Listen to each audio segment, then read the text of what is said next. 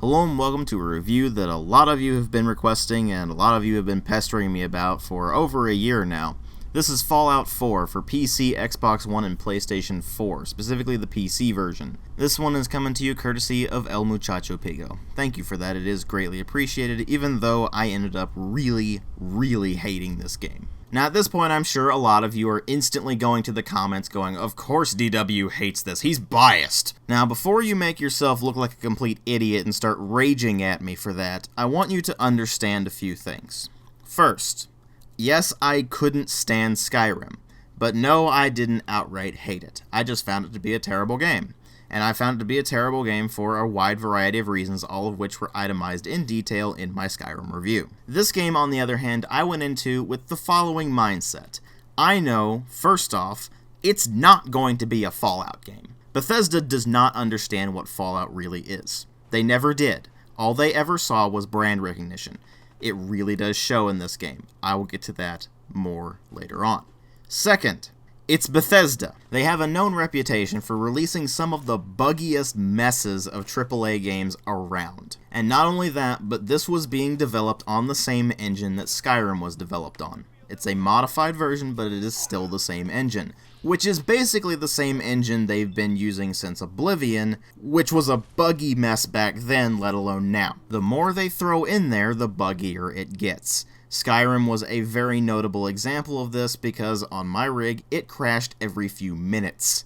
Not hours, not every so often, every few minutes. I will of course address this once I get to the presentation. Next, it was known that they were going to make this a very moddable game. However, as I am recording this video, it is early April, and we do not have the GECK.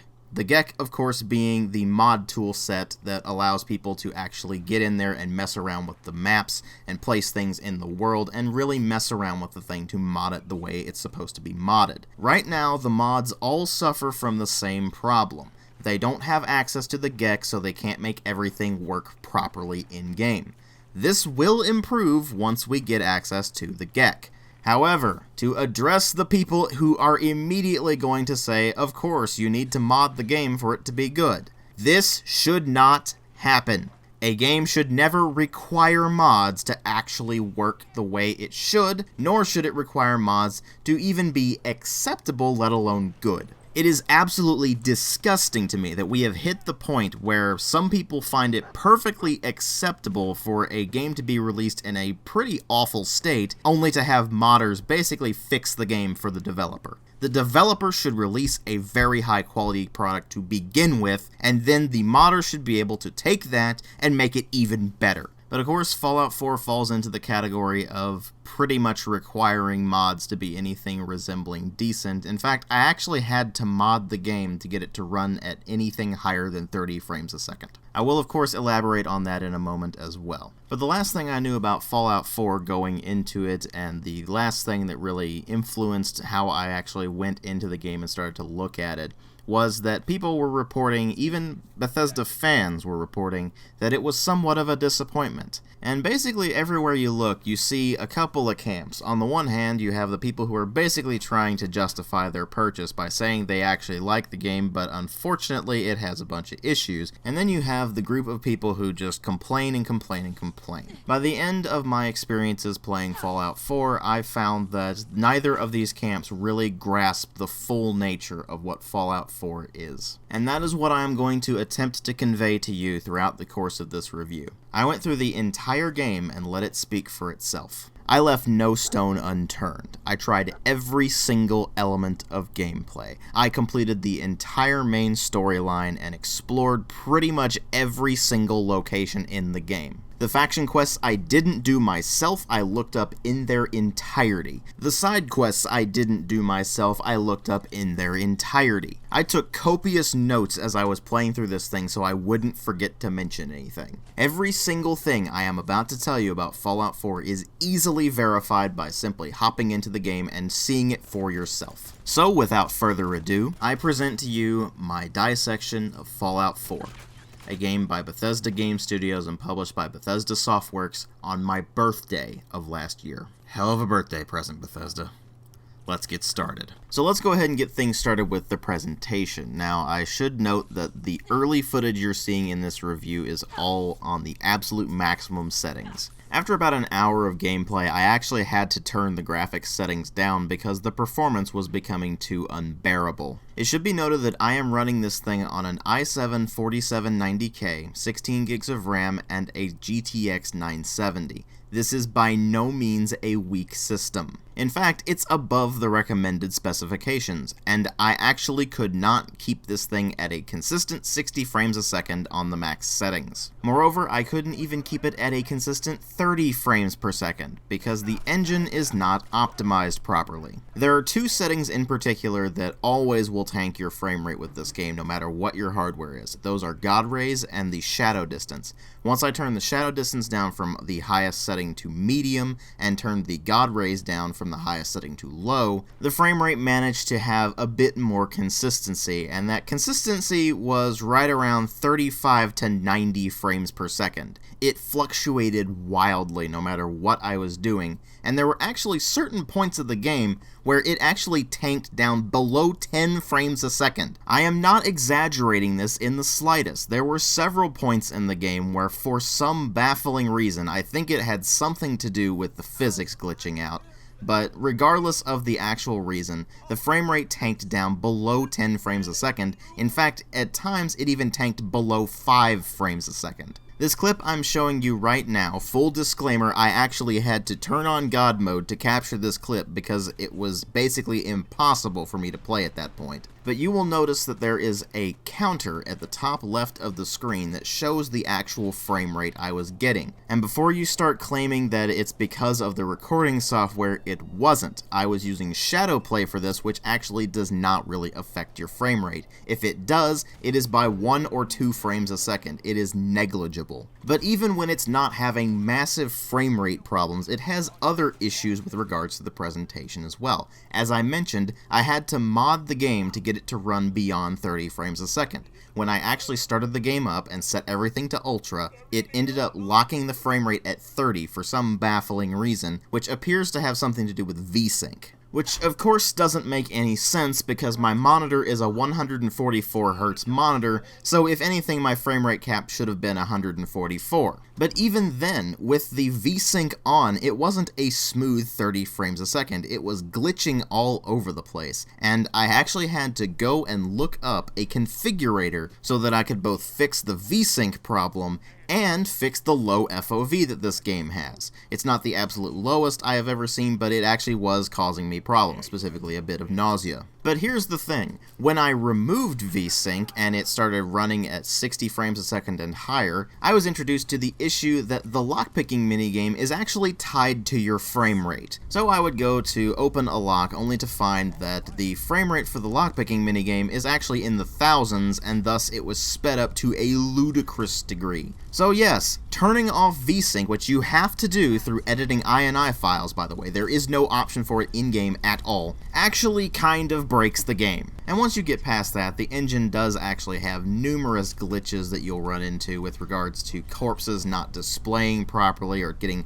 stuck in the air and so they're floating in a bizarre state, or the really weird glitch that it has with alt-tabbing, which should be a standard feature for any PC game at this point, but whenever you alt-tab in this thing, it will completely screw up the image, and I actually have a clip here to show you because it's just kind of hard to describe. But this is all on top of the frame rate problems all over the place and random freeze-ups that happen with really no discernible reason. I wouldn't mind as much if the game actually earned its performance problems on the highest settings, but as it stands, this game looks like it could have been released on Xbox 360 and PlayStation 3. The modeling is mostly alright, but the texture quality is generally fairly weak, and in some places it's downright horrible, and that's if it even loads the texture properly at all, because a lot of the time it will actually have severe texture pop-in issues, or it just won't load the texture until a good 30 seconds or more into the actual area. It's ridiculous. Sure, it's an open world game with a relatively detailed environment, at least to some degree, but you don't see that holding Far Cry back, do you?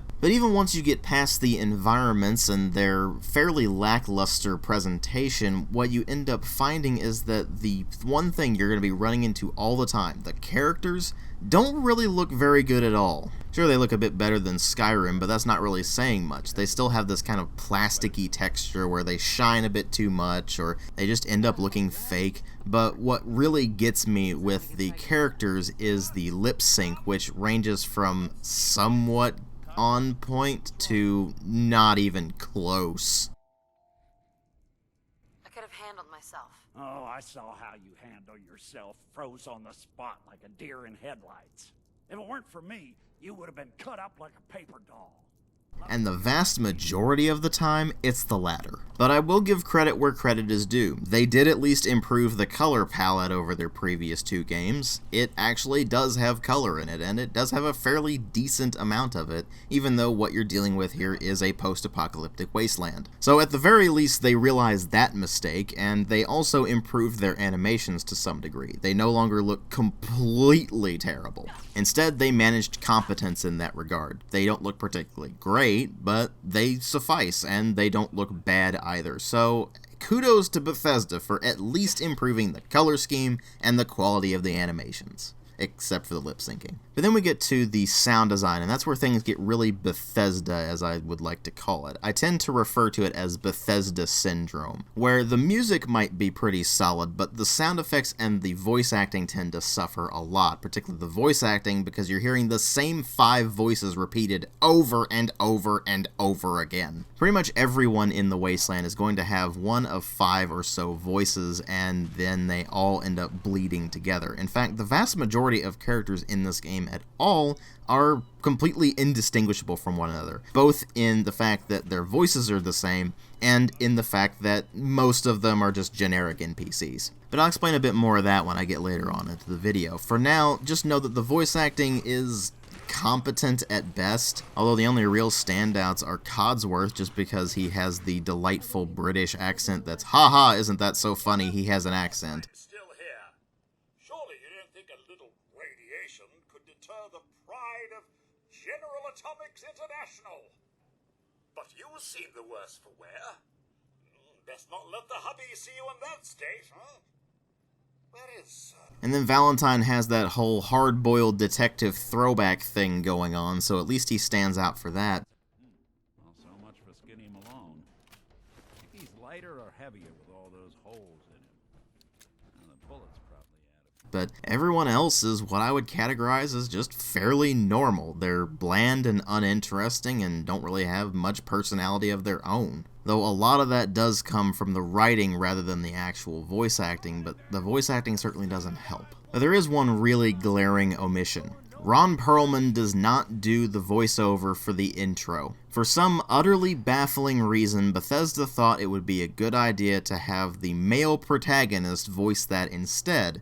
So basically the game is trying to railroad you into being a male character from the get-go, and it does away with one of the series traditions, having Ron Perlman read the intro and doing the whole war never changes line. In case you for some reason didn't know this, Ron Perlman has done that since the very first Fallout. He did it in Fallout 1, 2, 3, Tactics, and New Vegas. The only one he didn't do it in other than Fallout 4 is that really crappy game called Fallout Brotherhood of Steel, which everyone forgot about because it was terrible. They didn't even get him to voice the line at the end of the game. Instead, they just have the protagonist do it. And while the protagonist voiceovers are something that I'll cover more when I get to the actual story, just know that for now, the actual delivery of the lines is alright. Some of the lines are said better than others, but the vast majority of it is the kind of thing you would find from generic NPCs rather than a compelling player character. And this highlights a significant issue that needs to be overcome whenever you actually have a voiced protagonist. You need someone who is up to the task, and the voice actors who play the protagonist in Fallout 4 are simply not up to the task.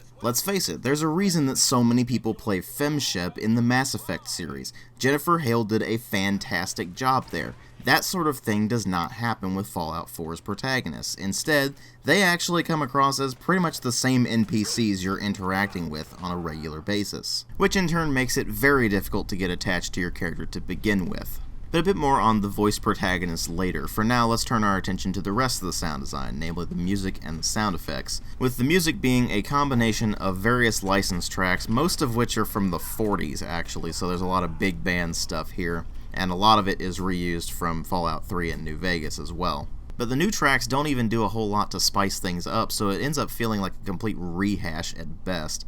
But when you get to the actual original soundtrack, it's by Inon Zur, and it feels like a rehash of Fallout 3. That's not to say that the music is bad, it's actually fairly good, it's just that it doesn't really feel like Fallout music at all.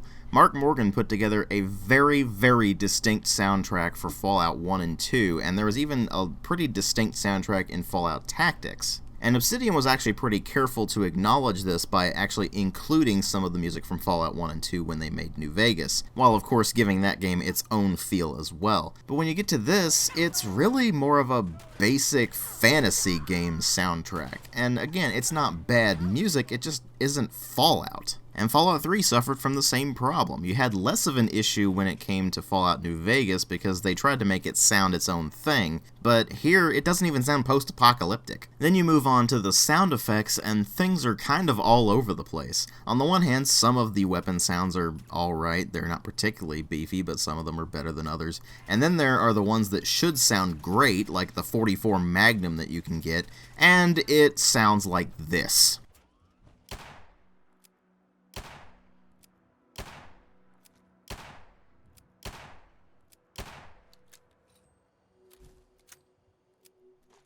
So as you can see, the sound effects can be kind of all over the place. On the one hand, the 10mm pistol actually sounds a bit more powerful than the 44, which is saying something because 10mm ammunition is plentiful, the pistol doesn't really do that much damage, and it's, well, not a big old 44 Magnum revolver.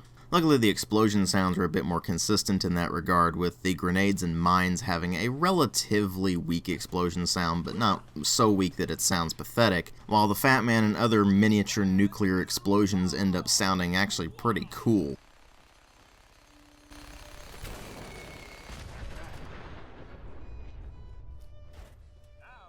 Although they could use more bass. I don't know what it is with Bethesda and explosion sounds, but they never have enough bass in them. If you don't understand what I mean, do yourself a favor and go play one of DICE's more recent games, like Battlefield 3 and 4, maybe Bad Company 2, or even Star Wars Battlefront, and listen to the explosion sounds. They actually kind of rock you around a bit, and it's awesome. Meanwhile, you get to this, and the explosions sound kind of beefy, sure, but you don't get that really nice bass kick that you get with something like Battlefield, for example. It ends up feeling positively last gen as a result. But at least none of the sound effects are so terrible that they actually become problematic, at least apart from things like the 44 revolver. But hey, at least there were some incremental improvements in some aspects. But now we of course come to what really matter here and what will either make or break this thing for you, which is the story and the gameplay. Now I'm going to talk about the gameplay first and then I'm going to talk about the writing, because the Bethesda games are usually all about the gameplay and not so much about the writing.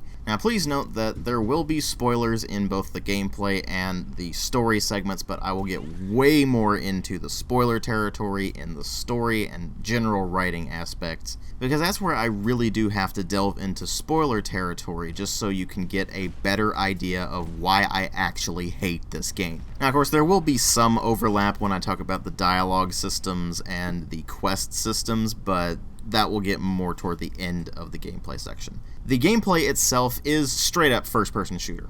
Or I guess third-person shooter as well if you decide to move the camera perspective, but really the third-person camera is more to get a look at your own character than to actually play it, because it's pretty obvious from the get-go that you're supposed to be playing this in first person. Now regardless of which camera perspective you decide to use, the shooting mechanics themselves are definitely an objective improvement over Fallout 3.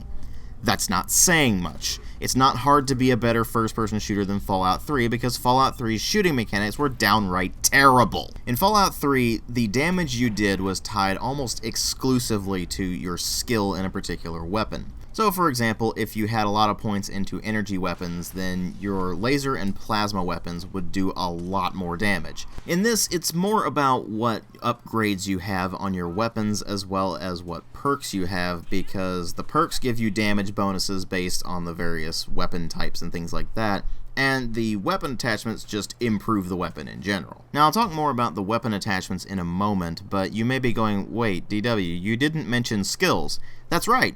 Skills are no longer a thing in this game. In fact, the entire special system has been completely gutted and replaced with the special plus perk system. No longer do you need to worry about putting together a good character build, because character builds are no longer a thing at all. You start from square one and you work from there. At the beginning of the game, you are given a bunch of points to spend on your various attributes, things like strength, intelligence, agility, and so on. And while they do determine things like, in intelligence's case, how many experience points you earn for things, so obviously you're going to max that out as much as you can, or how strength will allow you to carry more, or in charisma's case, you can actually succeed at the various speech checks that will come up, but I'll get to that more when I get to the dialogue system. But they don't really determine what you can do so much as they determine which perks you have access to. Every single time you level up, you are given a single perk point. You can go to your perks and spend this point to get a passive bonus. These are things like 20% more damage with non-automatic pistols, or 20% more damage with rifles that are not automatic, or 20% more damage with energy weapons, or a bonus in efficiency to fusion cores, or in the case of the various things like gun nut or armor smith, what you can actually craft. The vast majority of the perks are things you could not give a crap about. For example, there's one called Lead Belly, which allows you to resist the effects of radiation when you drink water. It is completely and utterly useless. Purified water is plentiful, and even if you don't drink water, there's tons of stim packs everywhere, and there's tons of Radaway everywhere. You do not need to worry about the effects of radiation or health recovery. And you may be thinking that if you put it on a higher difficulty setting that something like that actually might become useful, but it actually doesn't. The difficulty does not actually change much other than the amount of health enemies have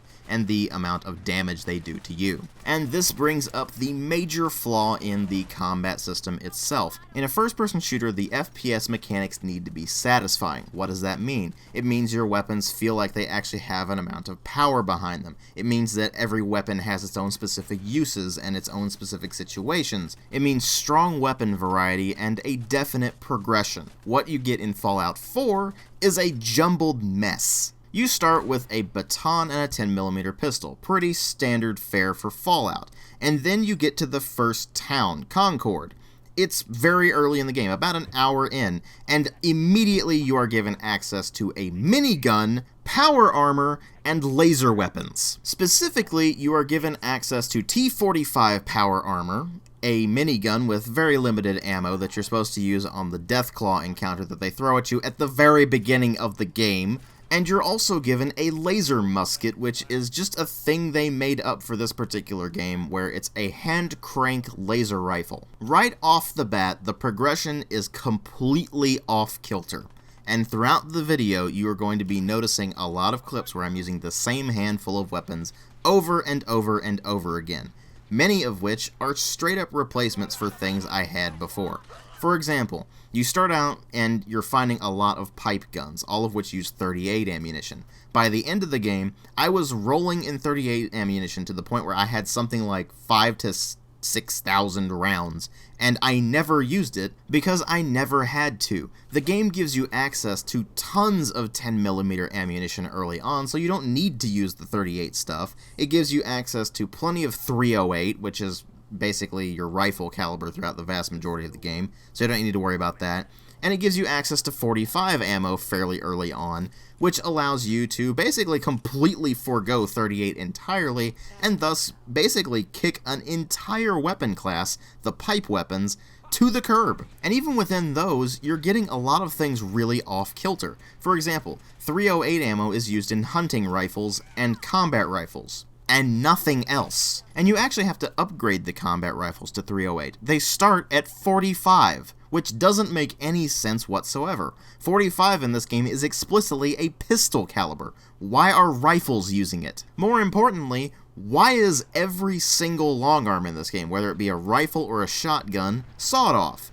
None of them have full stocks, none of them have full-length barrels. They're all cut down to basically pistol length. That doesn't make any sense. It completely negates the point of having a stock in the first place. More importantly, cutting off the barrel in a rifle caliber doesn't make any sense because you want that longer barrel for higher velocity. But even apart from the problems that stem from obvious lack of firearm knowledge, there's other issues with regards to pure progression issues. Obviously, I already mentioned that you start off the game and pretty quickly after you start, you get power armor, a minigun, and you get laser weapons. Now, you don't get access to proper laser rifles and such until a bit later on, but once you start finding those, not only are they plentiful, but so's ammunition for them, and energy weapons are just flat out better than the bullet weapons in this thing. And even among bullet weapons, you get some bizarre problems with the progression. For example, 50 caliber rounds are fairly scarce and they're expensive, so you would expect them to be in weapons that are very, very powerful, right? Wrong. There's basically no reason to use 50 caliber rounds whatsoever because there's only one weapon that uses it, and that's hunting rifles. And why make the jump to a 50 caliber receiver with that when you can just hang on to those 308 rounds you've been using, and which are pretty plentiful, and you get pretty much the same performance. Similarly, why bother with 44 when the only weapon that uses 44 caliber rounds is the 44 revolver, which has a slow rate of fire, really doesn't do that much damage, all things considered, has minimal upgrade potential, and more importantly, is only a 6-shot weapon. Unless you're fighting raiders, there's not much in this game that will actually die within 6 rounds. You see, instead of improving the enemy AI, making them use tactics better, use grenades to flush you out of cover, and things like that, they just give the enemies higher health pools and dish out more damage, so they just end up being bullet sponges. And so you're basically just going to end up going for whatever does the most damage in a very short time frame, just because you get so incredibly tired of fighting things in this game. Especially when you get to the late game and you are literally an unstoppable juggernaut of death. Why? Well, by that point, you have gained a bunch of perks by finding these magazines all over the place that give you small perk bonuses to your various weapon damages and critical chances and things like that. So you're already dishing out more pain than you would normally, and by that point you've also upgraded the living crap out of all your weapons so they dish out a huge amount of damage, and at the same time you are completely swimming in stim packs, RADaway, ammunition, grenades, things like that, that make it so incredibly easy to fight everything that you might as well just not even bother. And even worse than that is that there's not really too much progression in the enemies either. You start out fighting raiders and wild animals, and from there you go to super mutants and then to synths, at least as far as your humanoid enemies go, and those are the ones that are probably going to give you the most trouble, apart from the big monsters of doom, like the Mirelurk Queen or the Deathclaws. Except that there's one really nasty problem with that. Bethesda did not really understand how to make these things properly menacing. In the old school Fallout games, the Deathclaws were pretty much the most devastating thing you could come across. Even if you were wearing full power armor and were decked out with plasma weapons, they still gave you something of a hard time. A lot of the folks at Obsidian actually worked on the classic Fallout games, and thus they understood this, so when you play New Vegas, Deathclaws are a force to be reckoned with. In Fallout 3, you could easily annihilate Deathclaws with the 10mm pistol. That's pretty much the same case here. Particularly if you are in power armor, they pose basically no threat whatsoever. In fact, quite literally the only Deathclaw in the entire game that actually gave me anything resembling trouble was the one at the very beginning of the game when it gives you access to power armor and the minigun to begin with. And that's only because the minigun barely does any damage. At which point, you should probably be sitting there going, wait, what? The minigun barely does any damage? That doesn't make any sense. You're right, it doesn't make any sense. The minigun is supposed to be a big weapon that burns through its ammo really quickly and dishes out a lot of pain in the process. Instead, it's a mild annoyance to pretty much everything around you.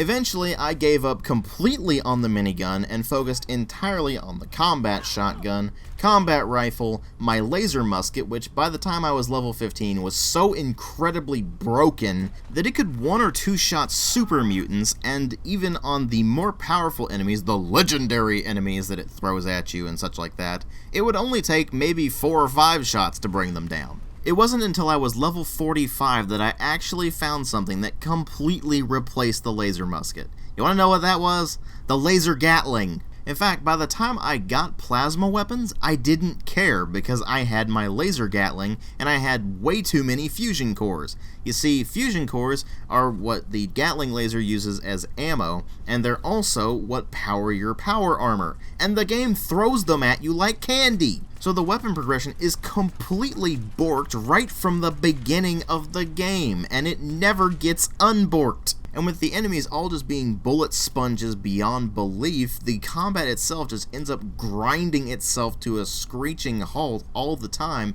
as you just lay into all these super high health enemies that just sit there and take ridiculous amounts of punishment for no discernible reason.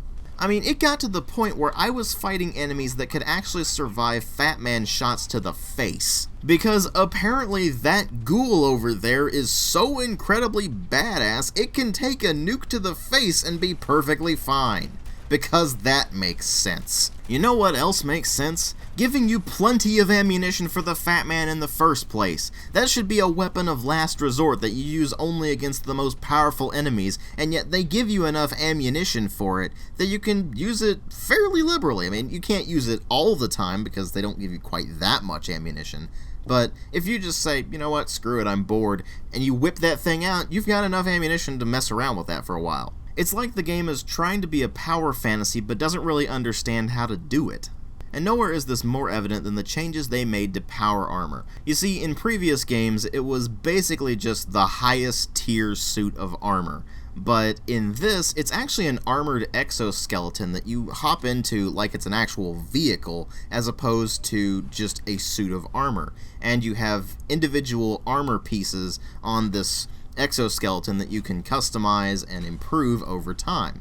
That's actually a legitimately cool idea. The problem is how they actually handled it. The first power armor you get access to is T-45 armor, and it's not really a complete set. Now, if you know your Fallout lore, you know that there are only 3 types of power armor in existence. The first of them is T-45 armor, usually T-45D, which is the model that they used basically before the war. T-51B is the most advanced power armor that came out before the Great War. Then there's also Enclave power armor, which in this game is actually referred to as X-01 power armor. But regardless of what you want to call it, the Enclave power armor was explicitly, in Fallout 2, they actually explicitly mentioned this, a post-war invention. In fact, it was only prototyped in 2215, and it wasn't put into service with the Enclave until 2220. As of Fallout 4, that is 67 years ago. I would like to remind you that the Great War itself occurred in 2077, and between 2077 and 2220, there was not a single suit of power armor that could outperform T-51B. And now Bethesda has written in the existence of T-60 power armor, which entered service just before the Great War happened. I guess we should retcon nearly 20 years of established Fallout lore just so we can stick in a bit of a cool suit of power armor. And you know what the really sad part is? They could have actually implemented this just fine if they hadn't made it pre-war. If all they had done is say, oh hey, the Brotherhood of Steel developed this thing since the events of Fallout 3.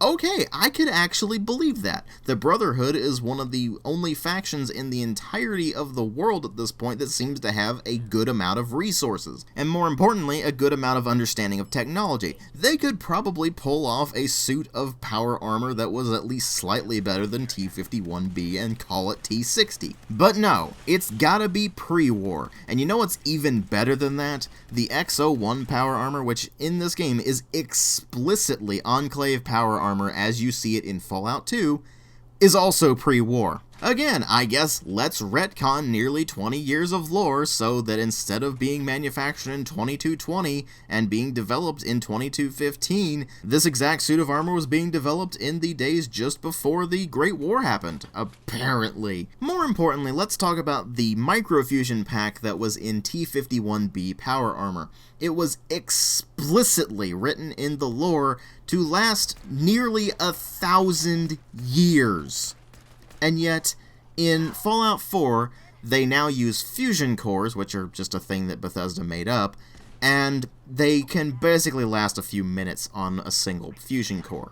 Now, the thing is, I understand why they did that. It's for gameplay balancing reasons. The problem being they give you so many fusion cores that it breaks the balance anyway, so why did they bother including fusion cores to begin with? And even beyond the fuel issues, you have problems like the fact that the older versions of power armor were full-on suits that you put on as opposed to a frame that had everything mounted on them, or the fact that they had specialized hydraulic systems as opposed to what you see in this, which is just kind of a frame with no hydraulics on it whatsoever. Meanwhile, in the older games, it was explicitly the hydraulics that enhanced your strength and your speed and such. Whereas here, it seems to be some servo motors here and there, but even then, it's still pretty ridiculous when you get down to it. But more importantly, how is everyone and their mother able to use power armor now? Hell, in Fallout 3, you required special training to be able to use it because it required you to move differently and everything like that. In this, you just hop right into it and you're good to go, even though the hands on them are fully mechanized as opposed to just armored gloves like they were in the previous games and such like that. You'd think someone would kind of need a qualifier course on how to actually operate the power armor before they start using it, but you don't have any of those problems, and neither does anyone else, it seems. Just about anybody can hop into power armor like it's nothing. At least it makes sense for your male player character because he was in the army and he probably had some exposure at the very least to power armor, but just average settlers, raiders, your NPC allies who have no training in it whatsoever, like Piper, or even the female player character who is explicitly written as a lawyer, not a soldier, a lawyer. How does she know how to use it? I guess because player 1 needs to get things going. So it's actually pretty sad that you get this power armor that is now an armored exoskeleton that actually kind of feels like a mechanized suit, and it's like, okay, this is actually pretty cool. It's a kind of a vehicle now. It feels like it's its own thing, and yet when you actually look into it, it includes some nonsense like the fusion cores, as well as it just completely stomping all over 20-ish years of established Fallout lore. And the worst part is, that's not the only bit of Fallout lore that gets completely stomped on. I'll get to that more in a moment, but it was appropriate to talk about this particular problem with the lore, at least with regards to power armor, because, let's face it, where else am I going to put it? But putting the lore aside for a moment, just looking at the power armor from a purely gameplay perspective means that it's fairly broken. You put that stuff on, and particularly when you get to the higher tiers of it, the T-51, the T-60, and especially the XO1, you're basically unstoppable. You no longer suffer any falling damage, and in fact, if you fall from a high enough height, you'll actually dish out damage in a small radius around you, and you can get an upgrade for your power armor that will allow you to actually send out an explosion when you land on the ground. Your damage and radiation resistance goes pretty much through the roof, particularly on the higher tier suits, and you also end up with additional carrying weight, which you're probably going to need. And in fact, that's the majority of the reason I used power armor so much when I was playing, is purely because I needed the extra weight allowance. The fact that when I was in power armor I was effectively immortal didn't even factor into it. So I was basically just running around in full power armor with ridiculous amounts of ammo because the game just throws it at you like candy, with tons of fusion cores, with ridiculously overpowered weapons that had all been crafted to perfection. spending large swaths of the game just mowing down tons of generic enemies, raiders, super mutants, synths, etc., by simply filling the sponges with more lead than they could actually handle. Hell, I rarely even used VATS in this game at all, whereas in Fallout 3 and New Vegas I used it all the time because it was actually pretty useful. In this, instead of stopping time and allowing you to click on the various aspects of the body that you wanted to shoot at, this time it just slows down time and is kind of fiddly to work with, so more often than not I just didn't bother with it, and that meant I didn't have access to critical hits because that is now a VATS triggered ability as opposed to a just passive thing,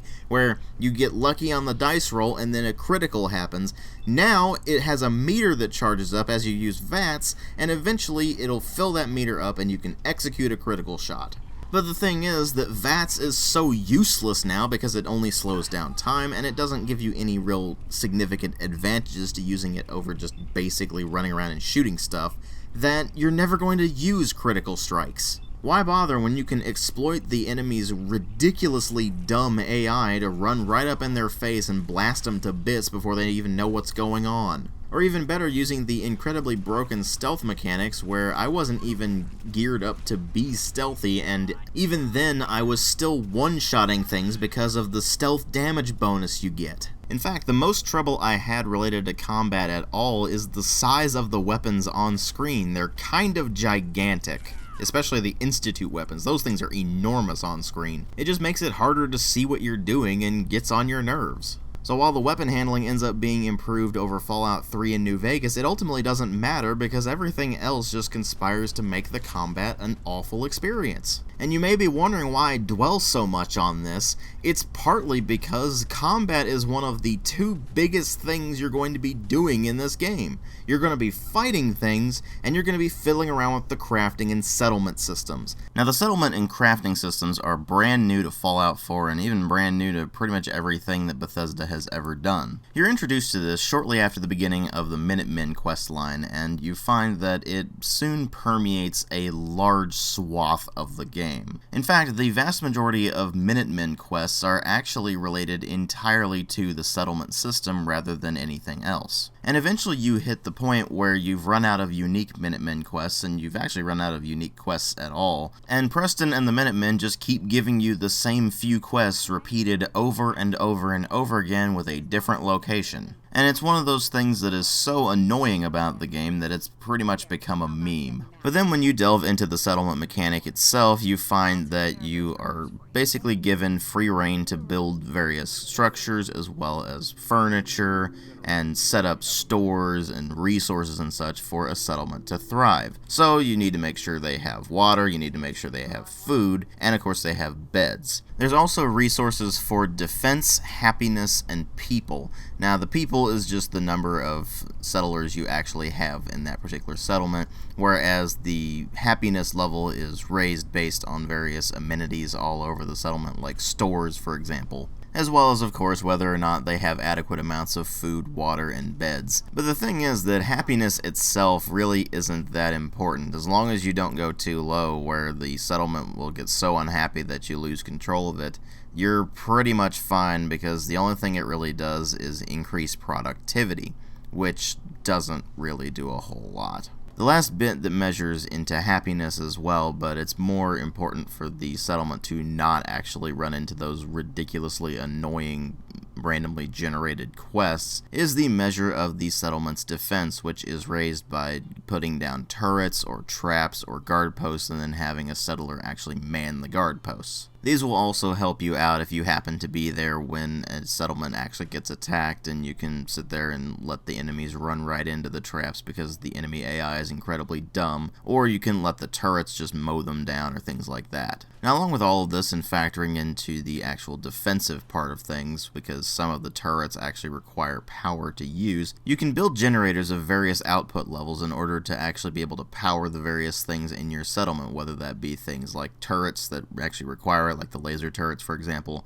or things like water purifiers, or radio beacons, or sirens, or things like that. Now, to build all of these things up, you're going to need raw materials, which are also what you're going to be using in the crafting system.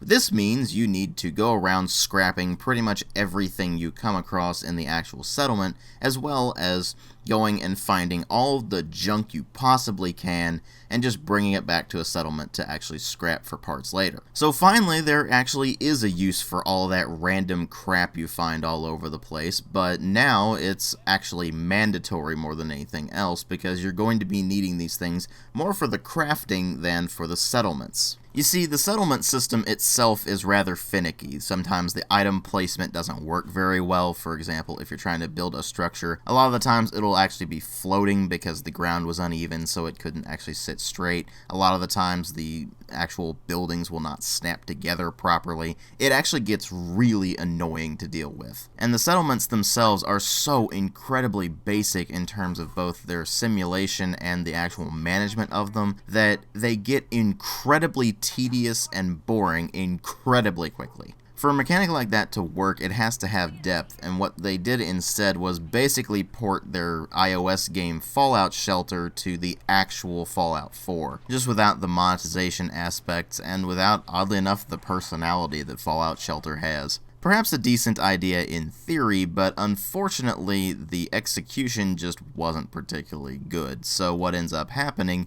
is that you'll build up probably 1 or 2 settlements, and then you'll just say, screw it, I'm not even going to bother with the rest of them. Because there's 31 locations that you can actually build a settlement at. To quote the meme, ain't nobody got time for that. Especially when those resources that you're probably throwing into settlement stuff can be very heavily used in actual weapon crafting, and armor crafting for that matter. You use the same raw materials that you use for building things in your settlement to actually upgrade your weapons, so you'll want to build, say, a reflex sight for your rifle. Well, you're going to need a few resources to do that, and you better have found them in the world around you, or you better have had your settlement doing scavenging work and things like that, otherwise you're probably not going to have access to those resources. So it's not at all uncommon for you just to wander around the wasteland exploring things, and while you're doing so, taking literally everything that isn't nailed down because you can probably use it for crafting later on down the line. And hell, even your companions will comment on this. They're like, really? You're taking that?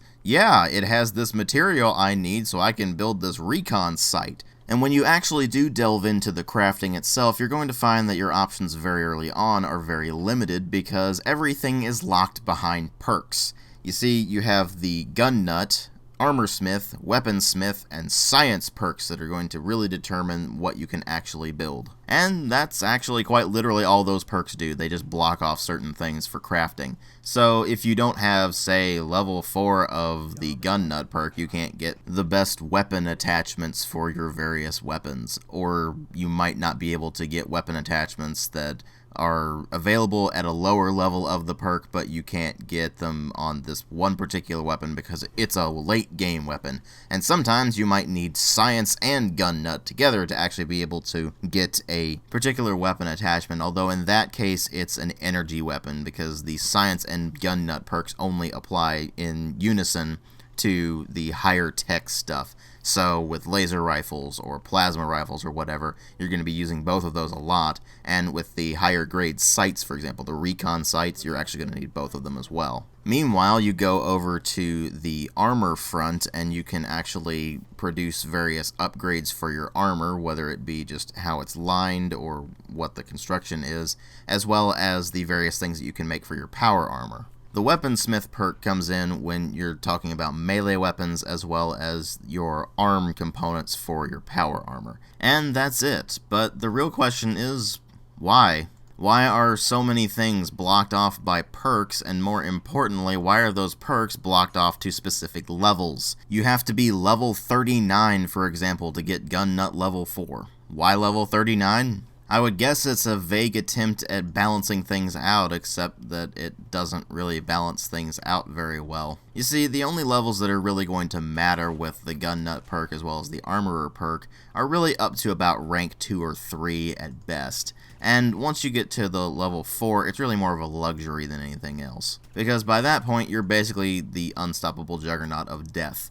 Now, Rank 2 of Gun Nut, for example, is at level 13. Need I remind you that at level 15, I had the laser musket that pretty much one-shot everything. You can see how restricting things based on level here does not work. In fact, it's more annoying than anything else. And if you think resources are going to be a problem, think again. They're all over the place, and as long as you're not constantly spending them on the settlements, you're going to have plenty for what you need. Especially considering that repairing items is no longer a thing outside of power armor. For some reason, they kept power armor durability, but every single other item in the game, whether it be weapons or armor, does not degrade. My guess is that this is an attempt at balancing out power armor, but it doesn't work. So what ends up happening is that the power armor still ends up being ridiculously overpowered, and you never really need to worry about it, other than to be mildly annoyed that you have to repair it every so often, particularly once you get to the higher tiers. Early on with the T45 armor, it actually does fall apart fairly often, but when you get to T51, doesn't really matter anymore. And hell, once I got access to X01, it never actually broke anymore because the damage resistance was so incredibly high. Now, of course, you have less luck with your companions because your companion AI is incredibly dumb, so they'll run headfirst into as much damage as they possibly can, but they don't even need power armor because they're immortal anyway. Maybe they'll go down for a moment, but you go over there, you apply a stim pack to them, and they get up and they're back to doing things just fine. So really giving your companion power armor doesn't really help them out any, it doesn't really help you out any, it's just there to look cool, I guess. And so wasting resources on giving your companions power armor probably isn't the best idea, and so it's better just to stick with it yourself. But even aside from the power armor and your own weapon crafting, the real problem with this system isn't so much that it exists, it's that it permeates every single aspect of the loot. As I mentioned before, when you start the game out, every single long arm you come across has the stock sawed off and the barrel sawed off. You can, of course, craft those attachments yourself, so it actually has a full-on stock and a full-length barrel, but you can also find certain weapons in the world that have different parameters about them. So, for example, let's just take a hunting rifle. You can find them in their short configuration, which is basically a pistol, like you get at the very beginning of the game. And then you can also find them in the long barrel version, where it's still sawed off at the stock, but now it has a long barrel on it. Or you can find it in a completely randomized thing, where it might have the full-on marksman stock, but a short barrel and a reflex sight attached to it. Or it might have a scope on it and just be a generic hunting rifle.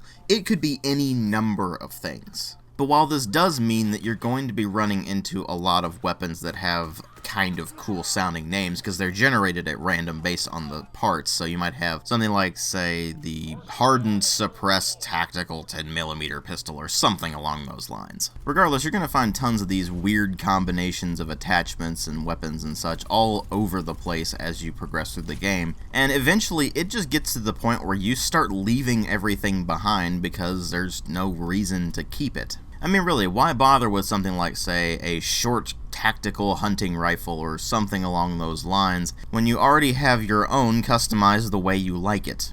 Doesn't make a whole lot of sense to keep the other one unless you're going to sell it, and then you have to worry about weight limits because the weapons in this game are actually fairly heavy, all things considered, so they're taking up valuable inventory space that could be used for various components to things then you can use to craft attachments for your own weapons that make them even better than the ones you find. The only time they even try to spice things up with the loot drops is when you run into legendary enemies. The later you get into the game, the more these guys start showing up, but regardless of where they're showing up, they're basically just generic enemies that have ridiculously high health pools, and when you deplete their health the first time, they will mutate and regain all of their health, so then you can just mow them down again for no discernible reason, and then they drop a so-called legendary weapon or a legendary piece of armor or something along those lines, which is basically just a piece of armor or a weapon that is generic in every way except for a legendary effect applied to it, which is just a passive bonus of some sort. This could mean it does more damage to Mirelurks, or it does more damage to super mutants, or it has a higher critical damage rate, or any number of things like that. Basically, it replaces the unique weapons that you found in the previous games, except that they keep the unique weapons in this one as well. So you have things like the Shotgun Justice, which for all intents and purposes is basically just a combat shotgun that has the staggering effect applied to it, except that you could also find any number of other legendary weapons that have the staggering effect applied to them. So this basically completely devalues the existence of the unique weapons in the game, which is frankly pretty infuriating when you get down to it, because you'll find something like Le Fusil Terrible. If my pronunciation of that was terrible, I do apologize, but I don't speak French very much. So if you'll find these things, you'll be like, oh, well, this sounds kinda cool, but then you really look at it, and it's really no better than any of the basic legendary weapons you'll come across, which are all randomly generated.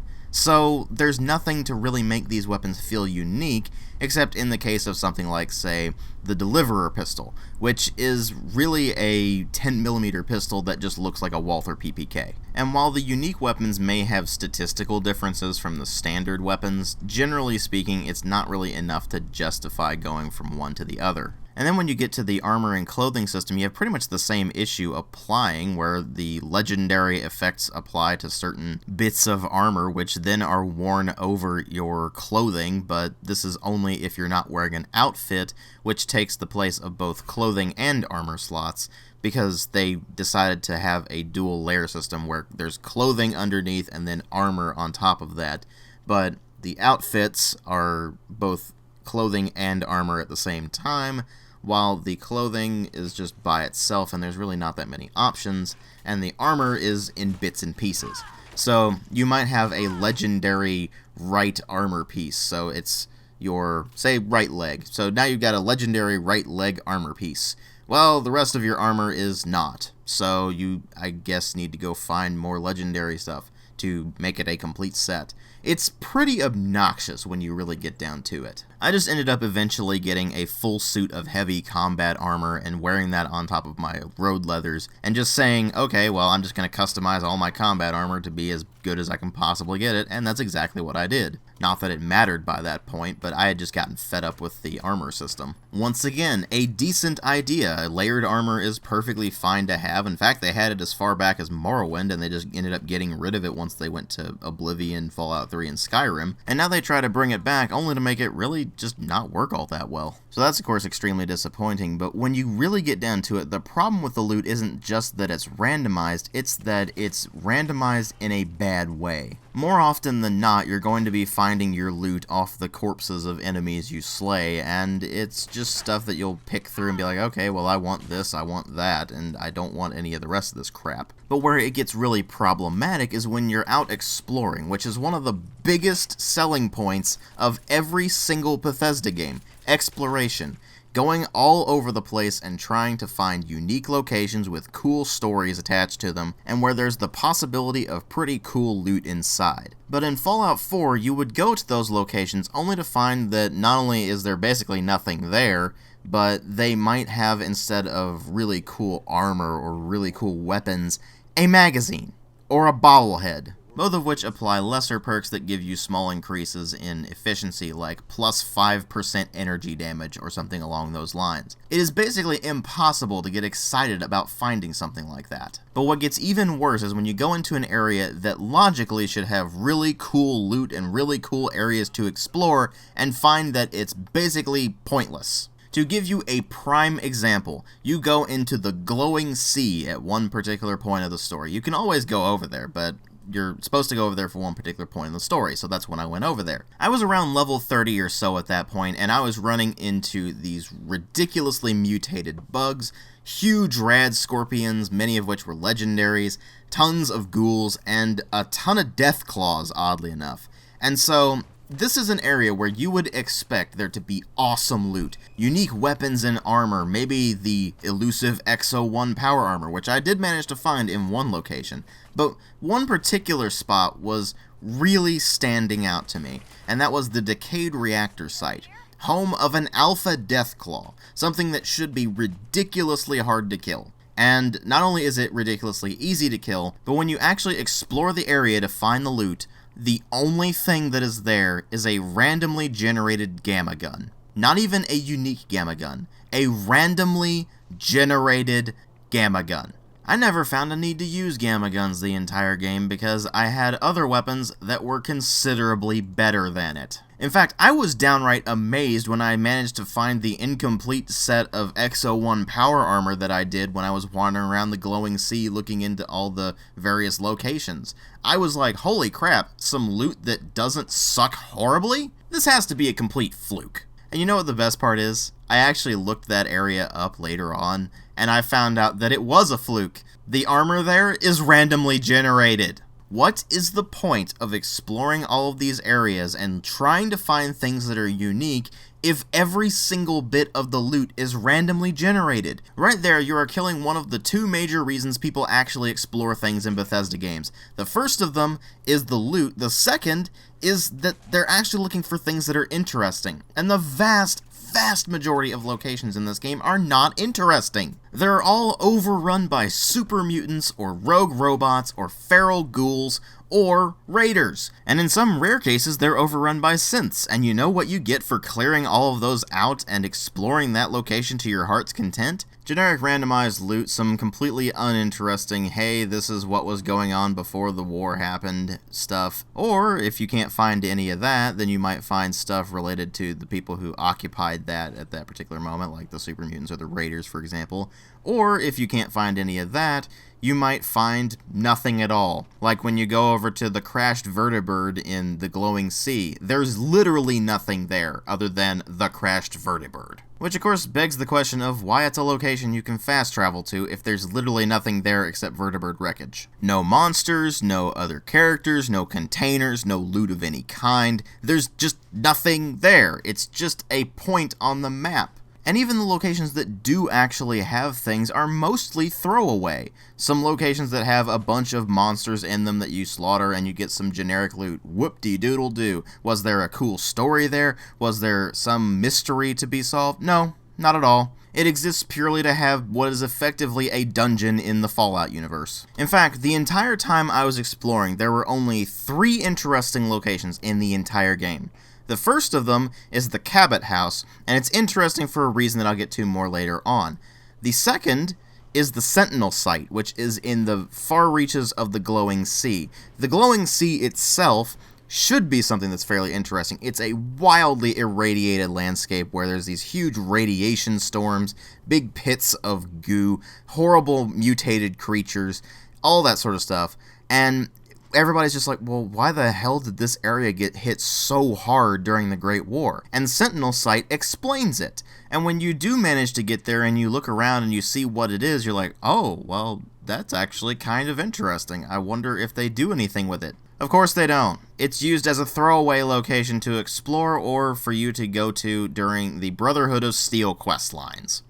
That's it. It still doesn't really explain why the glowing sea itself even exists, because even if a nuke hit it, it's not like the other places we've seen where there's actually been craters. It's like you've wandered off into another planet. And the radiation storms themselves don't really make a whole lot of sense either. They're just storms that spew radiation everywhere, and you're just like, why? I mean, you had black rain in the previous Fallout games, but that wasn't quite the same. This is pretty much a full-on supernatural occurrence. And that's something that Bethesda screwed around with quite a bit in this particular game, the whole supernatural angle, but I'll get to that more in a moment when I talk about the lore and everything. But when you get down to it, the glowing sea should be an area that is incredibly difficult to go through because there's so many higher level monsters and everything. It's radiated to all hell. It should have really cool loot. It should have really cool locations that give you some backstory. Maybe has things in it that are basically the stuff of legend, but when you actually get over there and explore, it's basically no different from any other location you're exploring other than the simple fact that they have a filter over the screen to make everything look kind of green, and the areas have a lot less to actually look at in them. It is what we refer to as completely wasted potential. And speaking of wasted potential, the only other location that was actually mildly interesting was the Museum of Witchcraft. And that's only because they attempted, and failed miserably I might add, to make it kind of scary. You find a horribly mauled corpse with a holotape outside, and it's basically going, oh, there's some horrible thing that's following us. So you of course decide to investigate, and you go into the museum's basement, and you start hearing this monster above.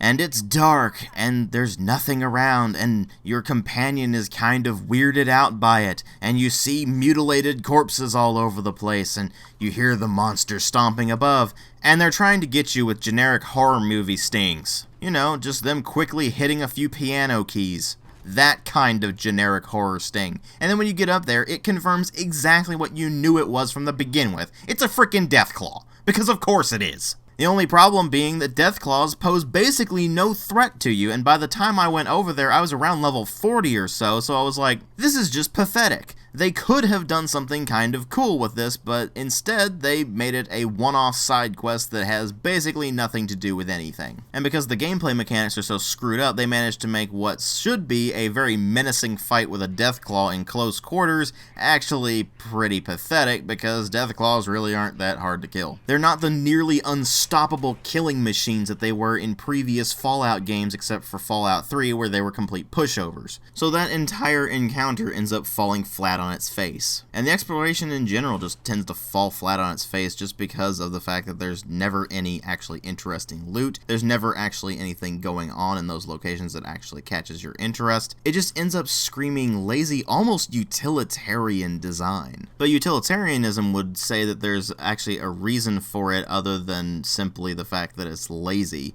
And I'm guessing that that reason is so it fits in well with the randomized quest structure. That's not to say that all the quests in this game are randomized. They certainly aren't. There's about 107 or so unique quests, which I'll admit is more than there were in Fallout 3, where even with all of the DLCs installed, you only had 104 quests, but it's nothing compared to Fallout New Vegas, where it has 80 quests that are unmarked and all unique. It has at least 74 or so quests that are marked and are unique, so that's over 150 right there, and it has all of the main story quests, with the grand total of those quests numbering right around 200. And unlike in Fallout 3 and Fallout 4, a lot of those quests had wildly branching paths that just changed things dramatically depending on who you sided with, how you did the quest, and all sorts of things like that. The quest structure in this, on the other hand, tends to be just a straight line.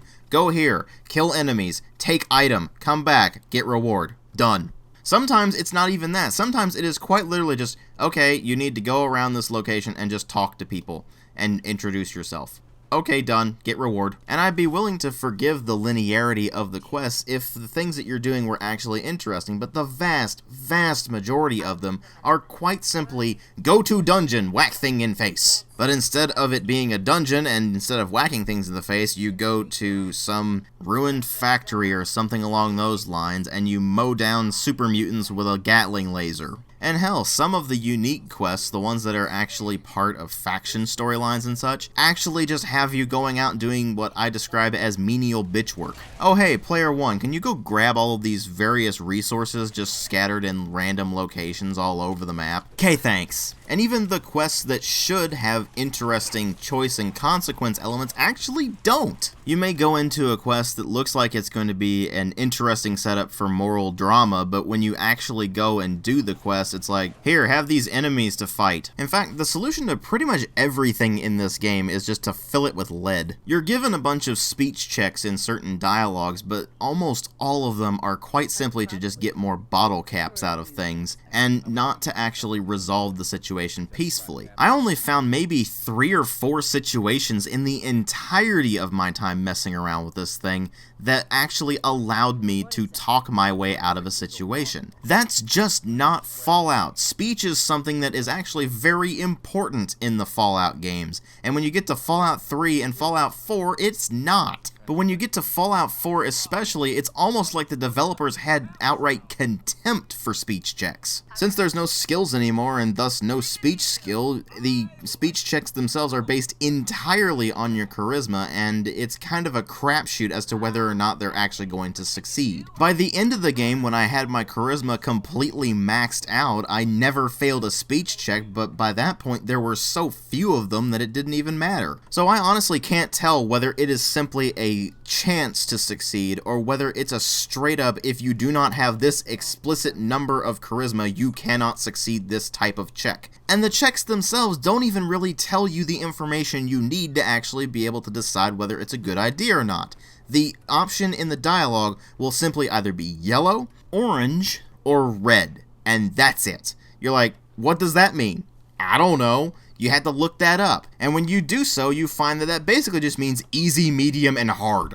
That's it. And what do you get for passing those checks? Maybe a bit more of an explanation of things, maybe a bit more caps out of something, but generally speaking, you're not going to be able to talk your way out of things, and you're going to have to fight your way out of pretty much everything you run into. And in a lot of situations, it doesn't even give you the option to try to talk your way out of things. It's just like, nope, instantly you're going to have to fight everything. Prime example is every single time you encounter the children of Adam outside of the crater. Every single time you find them, they are hostile immediately, because apparently they're crazy or something. Which, if you think about it, doesn't really make a whole lot of sense considering that they were fairly peaceful in Fallout 3, and when you get to this, they're basically murderous psychopaths. You have a similar situation with the Gunners, who are explicitly written as a mercenary organization, so why are they immediately hostile upon seeing you? Why wouldn't they just be neutral unless you piss them off? In fact, the faction system itself doesn't really make a whole lot of sense either. You have the 4 major factions that you can join. The Minutemen, the Institute, the Brotherhood of Steel, and the Railroad, and then you have a bunch of other factions that are mostly either neutral or hostile. Very, very few of them actually are even remotely friendly towards you,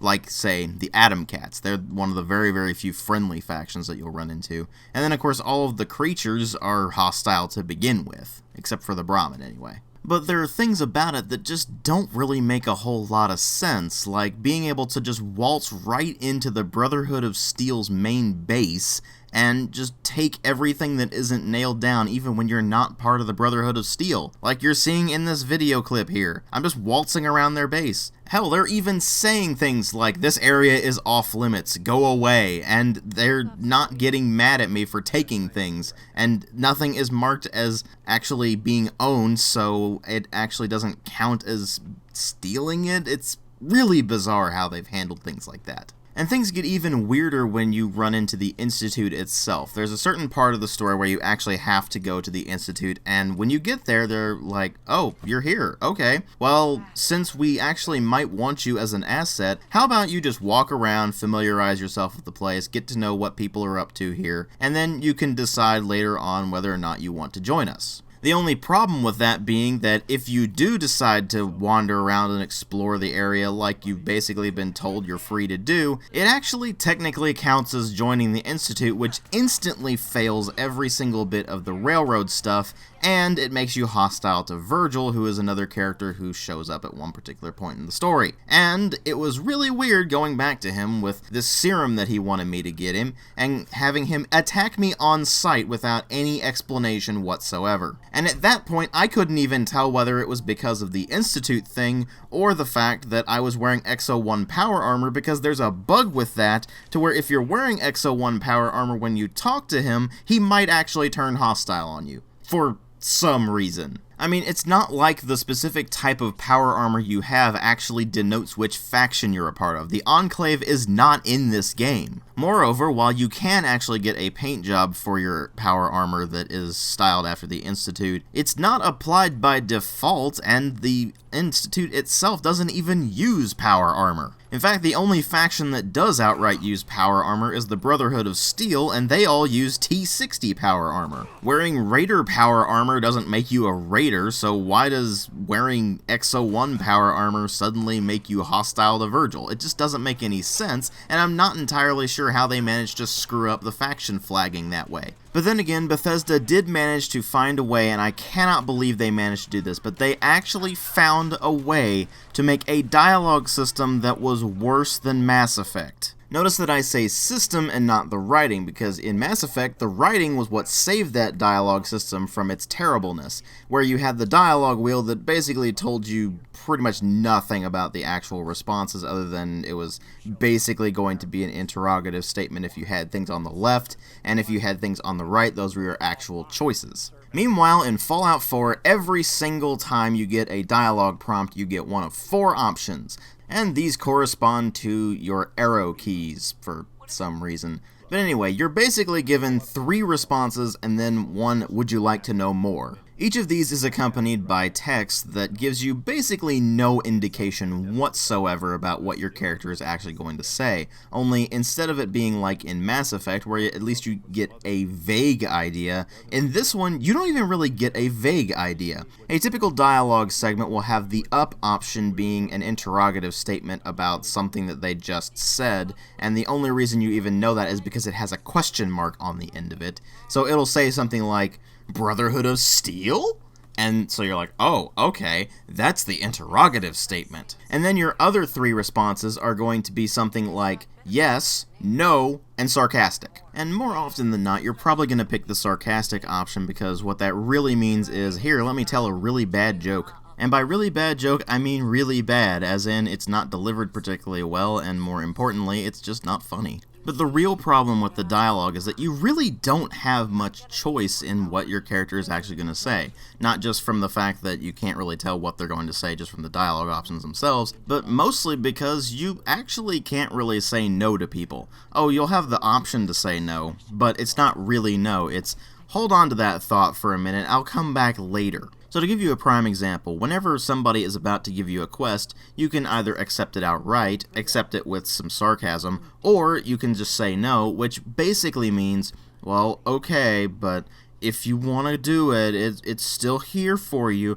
it's still in your journal, just come back in case you change your mind. The only times there is any finality to your decisions are when it's faction related and you're basically either joining the Institute and thus basically screwing up all the railroad stuff, or you're siding with one particular faction or the other during the story quests as opposed to their actual faction quests. Because if you're going with one of the 3 factions that isn't the Institute, then you can basically go with all of their faction storylines up until you get to the quest, the nuclear option, in which case then you have to actually decide which one you want to side with permanently. Or in the Railroad's case, the quest line Institutionalized, because that's the one that has you going through the Institute and exploring it the first time, and if you don't side with the Railroad before that, then you basically can't continue their quest line. But it still speaks volumes that it basically lets you mess around with at the very least 3 of the 4 factions that you can join at pretty much whatever stage you want. In fact, you can actually still go through all the Institute stuff while still doing, say, the Minutemen and the Brotherhood of Steel stuff. You just can't do the Railroad stuff anymore. And in fact, the Institute has the longest quest line out of all 4 of the factions, so it becomes pretty obvious that they really did intend you to side with either the Minutemen because you're basically with them from the very beginning of the game, or the Institute because it has the most quests, or the Brotherhood of Steel because they have such a big presence. And let's face it, a lot of people would join the Brotherhood of Steel just because they have power armor. It's like, ooh, maybe I can get me a good suit of power armor that way. But regardless of which faction you decide to choose, you are given a series of faction story quests where there's a mini storyline within those factions, and you're also given a series of side quests that you can go on, which are basically just menial bitch work, as I've mentioned before. Oh look, the Proctor needs technical documents, I guess we gotta explore the wasteland and find those. Oh wait, we've got a super mutant incursion over here, we better go help this settlement out. After the first few times you've done those, they all just start to bleed together and you can't even tell which faction you're working for anymore. And those are the primary factions. The lesser factions don't even get the luxury of bitch work quests.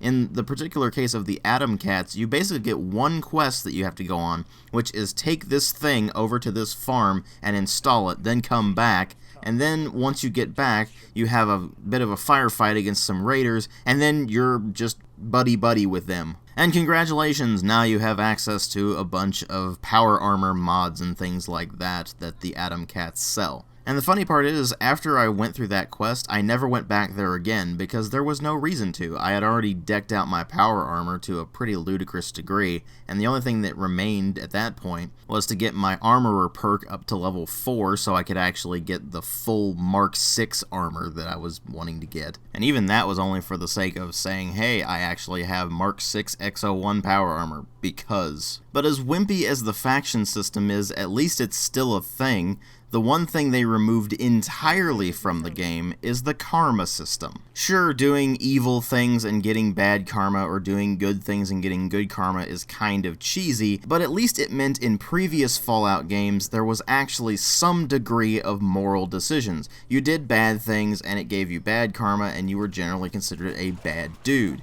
If you did good things, you got good karma, and you were generally considered a good person. And some decisions were a bit more difficult than others. When you got to New Vegas, they got a bit more gray with the morality than Bethesda did in Fallout 3, which was basically you're either an evil incarnate or you're a knight in shining armor. There is no in between. But then you get to Fallout 4 and it doesn't even really have the black and white moral choices. In fact, in this particular game, they commit a cardinal sin. They constantly try to railroad you into being a goody two-shoes. Right from the get-go, you are presented as a parent, so obviously you want to be a good role model for your son, right? That means that you must be a good person, and the first faction you encounter is the Minutemen, who only want to help the Commonwealth get better. And then there's all the companions you can recruit, of which 4 out of the 13 are actually okay with you doing negative things to people, like demanding more money out of them, or roughing them up, or things like that, or just being selfish. The rest of which, Dogmeat excluded because he's a dog, all respond very negatively to you generally being a dick to people, and respond very positively to you being a nice person. Not to mention the fact that a lot of the NPCs are straight up unkillable because they're marked as essential. Not to mention the fact that your options for even being an asshole in the first place are so limited they might as well not even exist. What can you do? You can extort more caps out of people, you can keep things for yourself and just be selfish, you can steal things from people and thus get them angry at you, or you can just murder people indiscriminately, and that will also piss people off. That's about it. Your options for being evil in this game are basically limited to petty things like petty theft, with the most severe evil thing you can do being simply murdering people. You can't do like, oh, I don't know, in Fallout 3 where you could just destroy the entire town of Megaton. You don't even really get an option that drastic. It's just petty crimes and generally just kind of being a dick to people. And even then, the game basically does a complete 180 when you're being an asshole to people around the wasteland, and then you go on your quest line to get your son back, and all of a sudden, the game basically forces you into being an actual parent as opposed to just being this callous asshat that you've been acting like for the past several hours. And it's at that point that it really comes into very sharp focus that this game does not really have player choice. It has the illusion of choice. Hell, even Fallout 3 actually had some player choice. There was barely any in the game, but it was still there. In Fallout 4, that is gone. You are playing a predetermined character. If you're playing a male character, your background is that you were in the army and then you basically retired from the army and then everything went to shit. If you're playing a female character, you were a lawyer before the Great War and then everything went to shit. Regardless of which gender you choose, you're still going to be this predetermined character and you are a parent, so obviously you have to behave like a parent when you really get down to it. Apparently they really want you to be a role model for your son, who was abducted and doesn't know who you are at this point. So why should they care? You know what, Bethesda? Let me ask you this.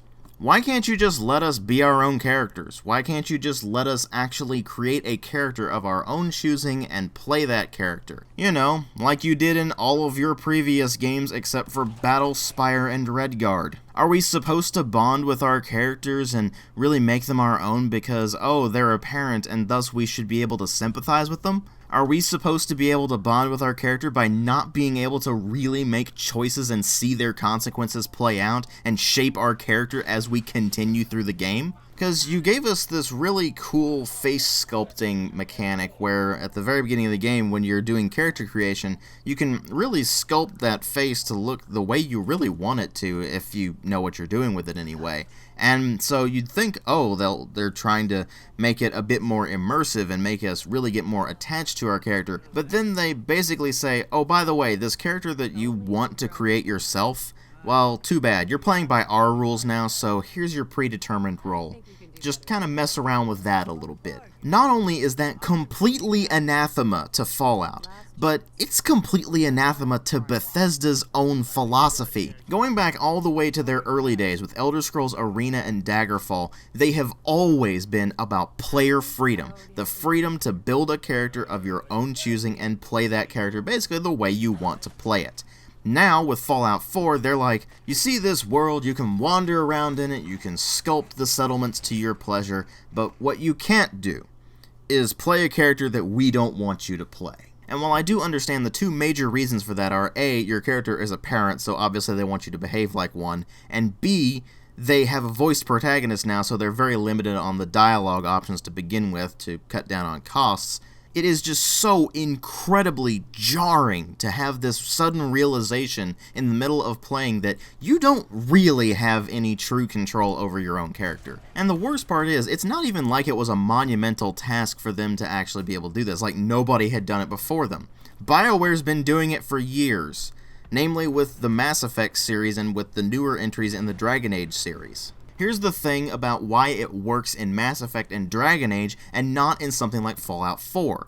In those games, yes, you are to some degree playing a predetermined character, but you are given enough freedom to really be able to make that character your own with the choices you make and the dialogue options you choose that really do define how your character acts around people and how people react to your character. In Fallout 4, your choices all inevitably lead to the same outcome. In fact, there are only 2 endings to this game. And those 2 endings are, did you side with the Institute? If yes, here is ending A. Did you not side with the Institute? Okay, here's ending B. There is only one other clip of the endings that has changed, and it's only changed because of the gender of your player character. That's it. And whether you're a longtime fan of Fallout, or you're a longtime Bethesda fan, or you're even a fairly recent fan of these games, having only 2 endings like that and never, ever seeing the ramifications of your choices, particularly when, in a lot of cases, you're basically deciding the outcome of the Commonwealth. You are deciding the fate of hundreds of Wastelanders, and yet the game doesn't even think about saying, oh, by the way, this is kind of what your choices actually mean. This is something that has always been in Fallout. It has always been a very major point of Fallout, that your choices matter. In Fallout 4, your choices mean jack shit. Hell, even the ending that is not if you side with the Institute doesn't even acknowledge whether or not you sided with the Minutemen, the Brotherhood of Steel, or the Railroad. It is the same for all 3 of them. Once the main plot is over, you have this bit of an interlude where it's like, oh, well, it's all over now. And after that point, it basically just changes which flags are flying over Diamond City, whether it be Institute, Minutemen, or Brotherhood. And it also changes which faction is patrolling the wasteland, and that's pretty much it. You can have Mama Murphy have one of her visions at the end of the game after you've managed to complete the final mission, but that doesn't really give you any closure, and since the game just basically drops you back into the wasteland to just wander around and complete the rest of the side quests and do all the randomly generated quests that never stop getting generated, it's pretty painfully obvious that the main plot and the choice and consequence in this game were complete afterthoughts, and in fact, again, the choice and consequence isn't even a thing in this game, really. And of course, that's assuming you even make it to the end of the game to begin with, because there's numerous game-breaking bugs. The game crashes very frequently. It's not anywhere near as frequent as Skyrim crashed, but it still crashed pretty frequently. It was about 13 or so crashes in about 60 hours of play, so it's a pretty good rate of crashing right there, and it didn't make any sense. The game would just immediately quit to the desktop for no discernible reason. It wouldn't even pop up with an error error message or anything. It just quit. And of course, quest-breaking bugs are still a thing. I mean, I had one in one of the main story quests where a terminal just wouldn't work, and so I actually couldn't open the doors that I needed to open, so I ended up having to use no-clip to get through them, because they were the magnetic doors that you can't just open. And speaking of doors, I actually ran into one where it was supposed to be an area transition, but the script wouldn't trigger for some reason, and it didn't matter whether I reloaded an old save or anything like that, it just would not work. So I'm like, well, crap, I guess I can't go in there. You know, if it were just the goofier glitches, like people spawning in the sky and falling to their doom, that's actually kind of amusing, but this is a lot of stuff that just breaks the game or is really annoying, like the jetpack messing up on my power armor or things like that, that got in my way more often than not. I mean, in the jetpack's instance, I've had one glitch where the jetpack itself was floating above my character, and then I had another one where the jetpack's smoke particles and such were stuck. And so whenever I moved around, the smoke texture was below me, so I actually couldn't see what I was doing. It was infuriating. Luckily, that was fixed by restarting the game, and most of the graphics glitches are that way. But if it were just graphics glitches, I would be able to put up with it, but this is quest-breaking stuff and area-breaking stuff that is problematic. We are long past the point where this is somehow acceptable for Bethesda to release games in states like this. Sure, most people aren't going to run into all of the problems, but you're going to run into glitches at some point. I guarantee you. It's a Bethesda game. It is impossible not to run into glitches at some point, and some of them are more game-breaking than others. And of course, that's on top of the wildly inconsistent performance issues that it has. But honestly, if it were just all of this gameplay stuff that was problematic, the game would just be bad. It'd be really bad, but it'd just be bad. It's the writing that propels it into territory where I downright hate it.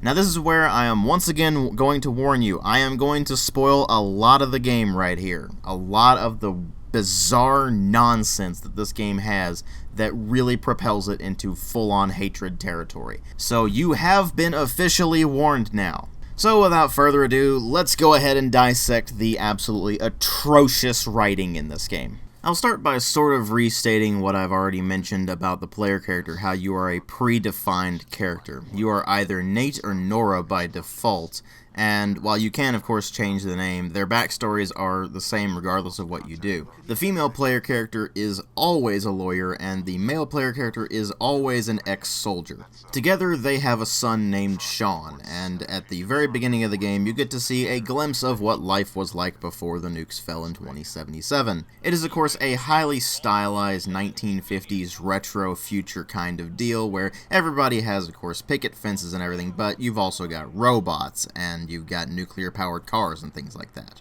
But you only get a glimpse of this, as the game begins with you basically talking to a Vault-Tec rep who gives you access to Vault 111 whether or not you actually want it. You are not actually given any real choice to say no in this matter, you're just going there no matter what you do. This issue of never really having any choice permeates every single dialogue of this entire game. What few choices you have are completely insignificant. At any rate, you are basically herded into Vault 111, and you're standing on the platform with the elevator about to go down right as one of the nukes falls, and so you actually witness the first of the nukes hit the nearby area, and then the elevator starts going down as the cloud moves over you. This introduces a rather large plot hole, which I will get to in a moment. Once you're safely in Vault 111, you are handed a jumpsuit and then asked to move into a cryopod, which you don't know it's a cryopod until it's too late, while your spouse and your son take the pod opposite you. You are then frozen, and then eventually you are woken up to some degree while there seems to be a glitch in the system, only to find out that people are actually thawing out your spouse and your son, and they are stealing your son from your spouse, and they murder your spouse in the process. Then they put you back in the deep freeze, and then eventually there seems to be a malfunction in the vault, and the cryopod shuts off, letting you wander forth into the vault and eventually out into the Commonwealth, which is the former Commonwealth of Massachusetts. You come to find out that you have been frozen for 200 years, and as you start wandering around the Commonwealth, you actually end up in your old pre-war home in Sanctuary Hills and find that Sean is of course not there, but Codsworth is, Codsworth being your Mr. Handy butler robot. And while he does occasionally have some amusing things to say, he does raise a pretty significant plot hole with the AIs in this game actually pretty much all having sentience. Now, while AIs having sentience is certainly an established thing in the Fallout lore, here's the problem. It's only established as far as gigantic systems go. As in gigantic mainframe computers, not Mr. Handy robots or Assaultron robots. In fact, the robots were said to not have any AI at all, really. They all had pre-established programming, and that's it. When you get to Codsworth, he actually passes judgment on the things you do. That implies full-on sentience, which a Mr. Handy robot simply would not have. It's a pretty gaping plot hole, and there is no explanation for it, because haha isn't Codsworth funny. At any rate, after running into him, you run into Dogmeat, who of course does not pass any judgments on you at all, because he's a dog, and then you eventually make your way to Concord, where you run into Preston, Garvey, and the Minutemen. This is where the game immediately forces you into basically becoming one of the Minutemen, whether you want to or not. You pretty much have to in order to progress the story. Oh, you don't have to immediately start going on Minutemen quests right then and there, but you're still technically considered part of the Minutemen as soon as you complete the story mission that has you going through the Museum of Freedom. This is also where you're introduced to the T-45 power armor and the minigun, as well as a Deathclaw. As far as Preston himself goes, you can basically sum him up as, General, there's another settlement that needs your help. He is good-natured to a point where it should actually be a problem, but because this is Bethesda, it's actually not a problem. Beyond that, he is simply bland and uninteresting as a character. He is simply there to be a good guy and nothing more. After this, you are directed to Diamond City, where you run into Piper outside the gates, and you find that she is a reporter. And as such, she's pretty good at getting on people's nerves, in some cases yourself included. She is also pretty much good-natured to a fault, although she has a big crusade going on against the Institute with regards to their synths. The synths being these artificial humans that are explicitly written in the game as robots, even though when you actually see them being made, they have actual flesh and blood and actual organs. It doesn't make any sense. Especially considering that the first and second generation synths are straight up robots. You do meet a second generation synth in Nick Valentine, who is there to help you out with regards to finding this guy named Kellogg. But the thing about the synths with regards to Piper is that she is reporting on them basically showing up and replacing people. Because they look just like them, they act just like them, but they're artificial instead of the actual humans. And of course there are two camps here. The first camp is the one that of course does not believe her and thinks she's crazy. The second camp is the one that really laps that up and basically creates total paranoia. I only found one instance where this actually came up in-game, and that was when I was wandering around the wasteland and found a couple of guys who looked exactly the same. One of them was apparently a synth and the other one wasn't. And I found out later that that's actually a random encounter and you aren't necessarily going to run into it. Certainly not at that particular point, and certainly not in the first few hours of the game. It might be way after you've actually found the Institute before you finally get that event to occur. But regardless, you have to question people who look at synths and go, oh yeah, they don't exist, because Nick Valentine's right there and he's got bits of his robotics exposed. You'd think they would be able to notice this guy. And more importantly, you would think they would look at this guy and go, what the hell are you? And he'd be like, oh yeah, I'm a synth. By the way, there's some Generation 3 synths that are pretty much indistinguishable from humans. Not like me, I'm a kind of interim model that they put together. But apparently that's not really a thing, so whatever. Eventually you manage to track down this guy named Kellogg, and of course he gives you basically a villain shtick. The whole, oh don't worry, Sean is safe, he's in a better place right now, but you've got to die now, so prepare for death and all that sort of thing. It's patronizing, it's ridiculous, and at the time I finally managed to get to that point in the story, it was laughable. You mow the guy down incredibly easy after fighting your way through a horde of synths that are tougher than he is. But what's worse about it is that he doesn't give you any option to do anything but fight him. No matter what you choose in the dialogue, he will always fight you, because of course he will. And then we get into really stupid territory because it turns out he was a cyborg, and you need to recover his memories by going to something called the Memory Den, where you can plug into his brain chip and go back through his memories, where it's trying to paint him as this kind of tragic figure, but failing miserably at it the entire time, because you can't possibly sympathize with this guy. He's just a dick. And then you finally get to the memory where he thaws out your spouse and takes your son from you, and it doesn't really tell you much more other than, oh hey, the Institute. Which, of course, if you have half a brain by this point, you know damn well that was where you were going to go next, so you then have to find a way to get into the Institute. Thus, you have to track down a Courser. It's one of the Institute's super powerful synths that are basically legendary. No one fights against them and lives, except you, because you're, of course, player 1 and you're a complete badass. And just to try to play up how incredibly badass these Coursers are supposed to be, they have you going through a gunner stronghold where this Courser is tracking down an Institute synth who managed to escape. And so, when you are going through this area, you're finding all sorts of corpses everywhere, horribly mangled and things like that.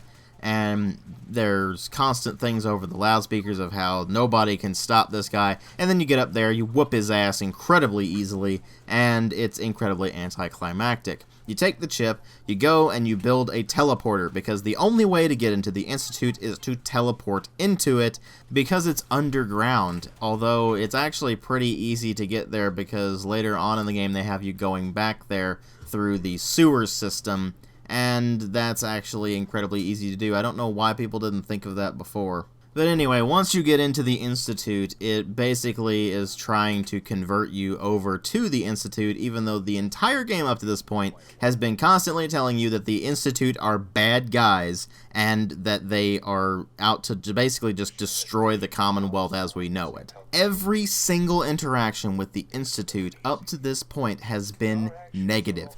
You have been attacked by synths constantly by this point. You, of course, had your fight with Kellogg. Of course, they took your son from you. Every single thing reinforces the fact that these are not good guys, and then once you get there, they try to convert you over to their side because they think they're good guys. Only, they do a really bad job of this. Not so much because they think they're good guys. Of course, every good villain thinks that they're a good guy when you get down to it. But here's the problem with the Institute. They are some of the dumbest smart people you will ever see in a video game. Their entire thing is to basically build a better life for themselves and build a better life for humanity in general, and yet their utterly brilliant idea is to, instead of basically improving humanity with cybernetics or through incredible biological experiments that bring about great food changes, or, I don't know, building things that are marvels of technology, instead of doing all that, they make robots that are better than humans in every way, have their own sentience, so they're actually basically humans, even though they constantly refer to them as not human, and instead of keeping a low profile about everything like they say they're trying to do, they send out large swaths of synths to basically lay waste to entire populations. They send out coursers who basically annihilate entire populations just by themselves, basically like you do in this game, of course.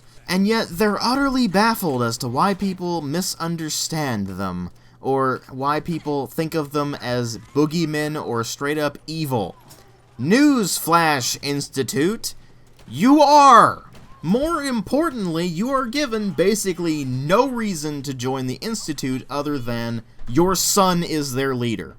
You see, they try to pull a bait and switch by having you go through the Institute at the beginning with so-called father talking to you this entire time, saying about how the Institute is actually a perfectly good place, and I understand that you're confused and that you're angry and everything like that, but oh, by the way, here's Sean. And so you go up to Sean, and before you even start talking to him, you know this, but eventually it is revealed that instead of actually being your son, it's a synth that's made to look like your son. The problem there being that this has to be one of the dumbest ideas the Institute could have possibly come up with, because he will be stuck at that age for his entire existence. So what exactly is the point of Sean in their grand scheme? I can't seem to find one. The only explanation I can really think of is, because we can. Which of course seems to be the operating principle Bethesda's writers are on, but that's beside the point. But even beyond their stupidity, the Institute is supposed to be leagues ahead of everything we've ever seen in terms of tech, although their tech really isn't that much different from pre-war tech. In fact, the vast majority of their tech is pre-war tech, and the tech that is more advanced we've seen in other Fallout games, namely New Vegas, with the whole big MT thing, where they were given absolutely no restrictions whatsoever with their ideas, and more importantly, they were just a think tank of the greatest minds in America, all unshackled by ethics. Meanwhile, the Institute itself tends to operate more on an ethical code, although it seems to play it very fast and loose with this in a sense of, oh, well, we only adhere to that when we feel like it. But anyway, after you end up in the Institute and you're invited to join the Institute, you sit there and ask yourself, wait a minute, why should I join the Institute? I have been given literally no reason whatsoever the entire game to join the Institute, and yet now they think it's actually a good choice? What planet are they on where that makes sense? That's basically like if you were playing Wolfenstein and then all of a sudden, halfway through the game, they gave you the option to join the Nazis. It doesn't make any sense at all. They try to justify it by the fact that Sean is the leader of the Institute. He is known as father now, but he's your son who has grown up, because it turns out that he was thawed out in 2227 as opposed to 2287 like you were. So he is now an old man. Oh, and by the way, he has cancer, because here's this kind of wonderful little fact that comes up whenever nuclear physics are involved. You see, when a nuclear explosion occurs, anything that is basically able to see it, or in any real detail, is instantly blasted by radiation. You know why? Because radiation moves at the speed of light. Now, of course, this wouldn't be a problem if it weren't for the fact that Sean was specifically selected for collection by the Institute because he was supposed to have pure DNA, as in free from the effects of both the FEV and radiation. Congratulations, Institute, you have failed your mandate. But anyway, after you talk to Sean, you are given an opportunity to explore the Institute and decide for yourself whether or not you want to join it. Why would you want to join it? Well, I guess they have kind of cool tech, but that's about it, really. When you really get down to it, they're just assholes. In fact, pretty much everybody except the Minutemen in this game are assholes. The Minutemen's entire thing is that they want to make the Commonwealth a better, safer place for everyone. The Brotherhood of Steel rolls in a gigantic war blimp with vertibirds and their power armor up the wazoo and say, oh, by the way, Commonwealth, we're here to save the day. Don't be alarmed. And it turns out that the only reason they're even there is because of the Institute, not because they want to salvage their tech and prevent it from falling into the wrong hands. Big plot hole. But also because they view synths as a total abomination because they're sentient, artificial people. Never mind that pretty much every synth you run into in this thing behaves just the same as any other Wastelander, and you have absolutely no reason to think that they would actually want to overthrow humanity. If anything, they seem to just want to coexist peacefully. And then the Brotherhood of Steel comes rolling in screaming exterminatus. Meanwhile, the Railroad is basically in direct opposition to the Brotherhood of Steel. They're an underground movement that is trying to help synths escape the Institute. See what Bethesda did there? They're a reference to the Underground Railroad. So basically what it comes down to when picking a faction is this. Minutemen are the objective good guys. There's no other way to put it. They're just the good guys. If you're siding with the Institute, you're bringing up a lot of rather uncomfortable images that are presented without any real comment whatsoever as just kind of the right thing to do, where it's basically you hunting down former slaves and bringing them back. Meanwhile, if you're playing as the Railroad, you're doing basically exactly what the Underground Railroad did for the slaves back in that time period. And then, if you decide to play as the Brotherhood of Steel, well, congratulations, you're advocating genocide. But here's the thing, it doesn't matter who you choose, really. There's only two endings to the game, one of which is if you side with the Institute, the other of which is if you side with any of the other three factions. Does not matter which of these factions you side with, the ending is going to be the same regardless. The ending is basically, if you side with the Institute, you lose Sean, but life goes on and there's tech and stuff. If you side with anyone else, you lose Sean, but life goes on and you're forced to pick up the pieces in this broken world, and that's pretty much it. Regardless of which ending you get, you are dropped right back into the world and allowed to go and mess around with all of the other stuff that's in it. And frankly, the side stuff is where it really starts to grind my gears, because you end up with mind-bogglingly stupid bullshit, like the Kid in a Fridge quest, where somehow, someway, a kid managed to stay alive for 200 years locked in a fridge because he's a ghoul. Well, Bethesda, I hate to break it to you, but ghouls still need food and water. They have long lives as long as they have their basic necessities met, but they need food and water, and they especially need this little thing that you might have heard of called air. A fridge sealed for 200 years runs out of air pretty damn quickly.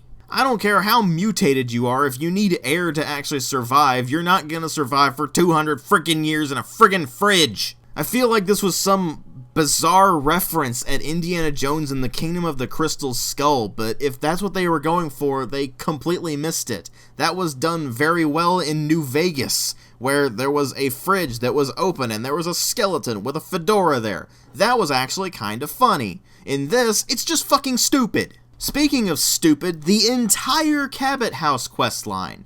Basically, these characters have been alive for 400 years because of a weird serum that they have. And that questline is basically meant to be Lovecraftian as all hell. Here's the problem. Lovecraftian only works if you're doing Wild Wasteland.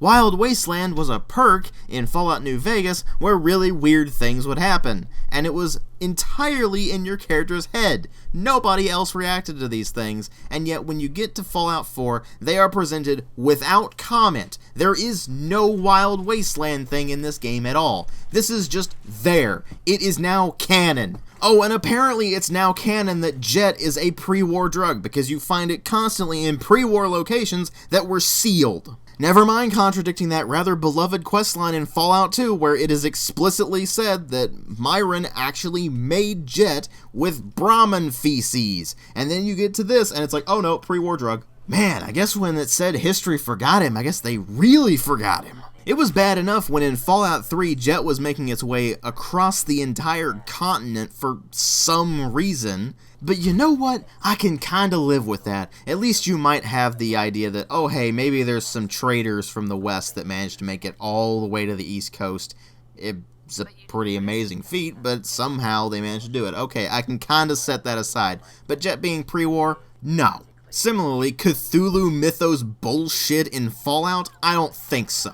And that's me speaking as someone who actually really likes H.P. Lovecraft. Hell, Bethesda can't even stay consistent with their own nonsense here. In Fallout 3, Liberty Prime was explicitly unfinished, but according to some characters in this, he was deployed in Anchorage. The only explanation that makes anything remotely resembling sense in this particular game is if that mention of Liberty Prime actually being deployed in Anchorage is entirely propaganda. If it is, then okay, that makes sense. But if it's not, then they don't even understand their own bullshit at this point. While we're at their own bullshit, how about the way they portray the Brotherhood of Steel? In Fallout 3, they were basically knights in shining armor, and now the exact same branch of Brotherhood of Steel that was in Fallout 3 is now under different leadership, and they're completely different. Now they're all genocidal, and they fully announce themselves to the Wasteland, even though their entire thing is to operate in secret, and yet they act like a full-on military force.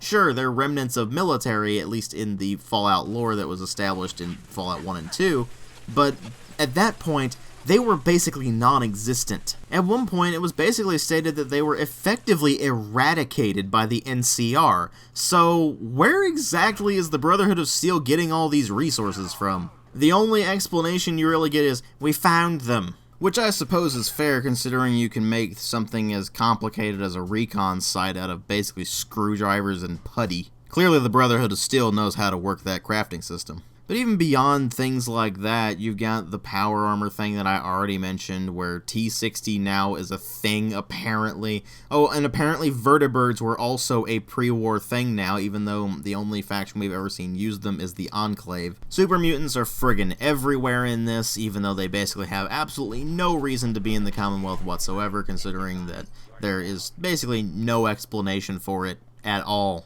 Oh, and speaking of super mutants, there is a cure for being a super mutant now that can turn you back into a human, which was a thing before, except that it also introduces a gaping plot hole in the whole Sean has cancer thing, because the Institute has the cure for cancer right there in their FEV lab, where they were working on things, and there's basically the cure for being a super mutant. Remember that super mutants are basically immune to cancer. So, why couldn't Sean get cured? I guess the Institute was just too busy creating artificial gorillas and synths to really give a crap about its own director. Of course, that's assuming they even give a crap about him having cancer at all, considering how they're just very murky in their intentions at best.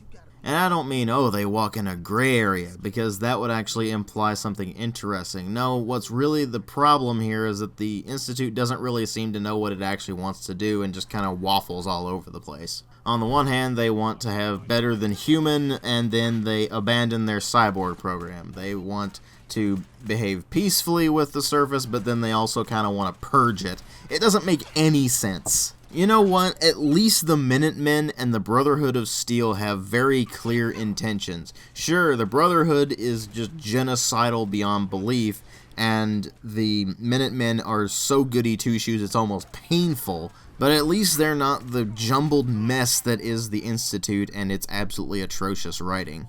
Meanwhile, you look at the other elements of the game, you're like, okay, it couldn't possibly be as bad as the Institute, right? Well, let's put it this way. I had Piper wanting to bang me because my character was so good at lockpicking. I'm not joking.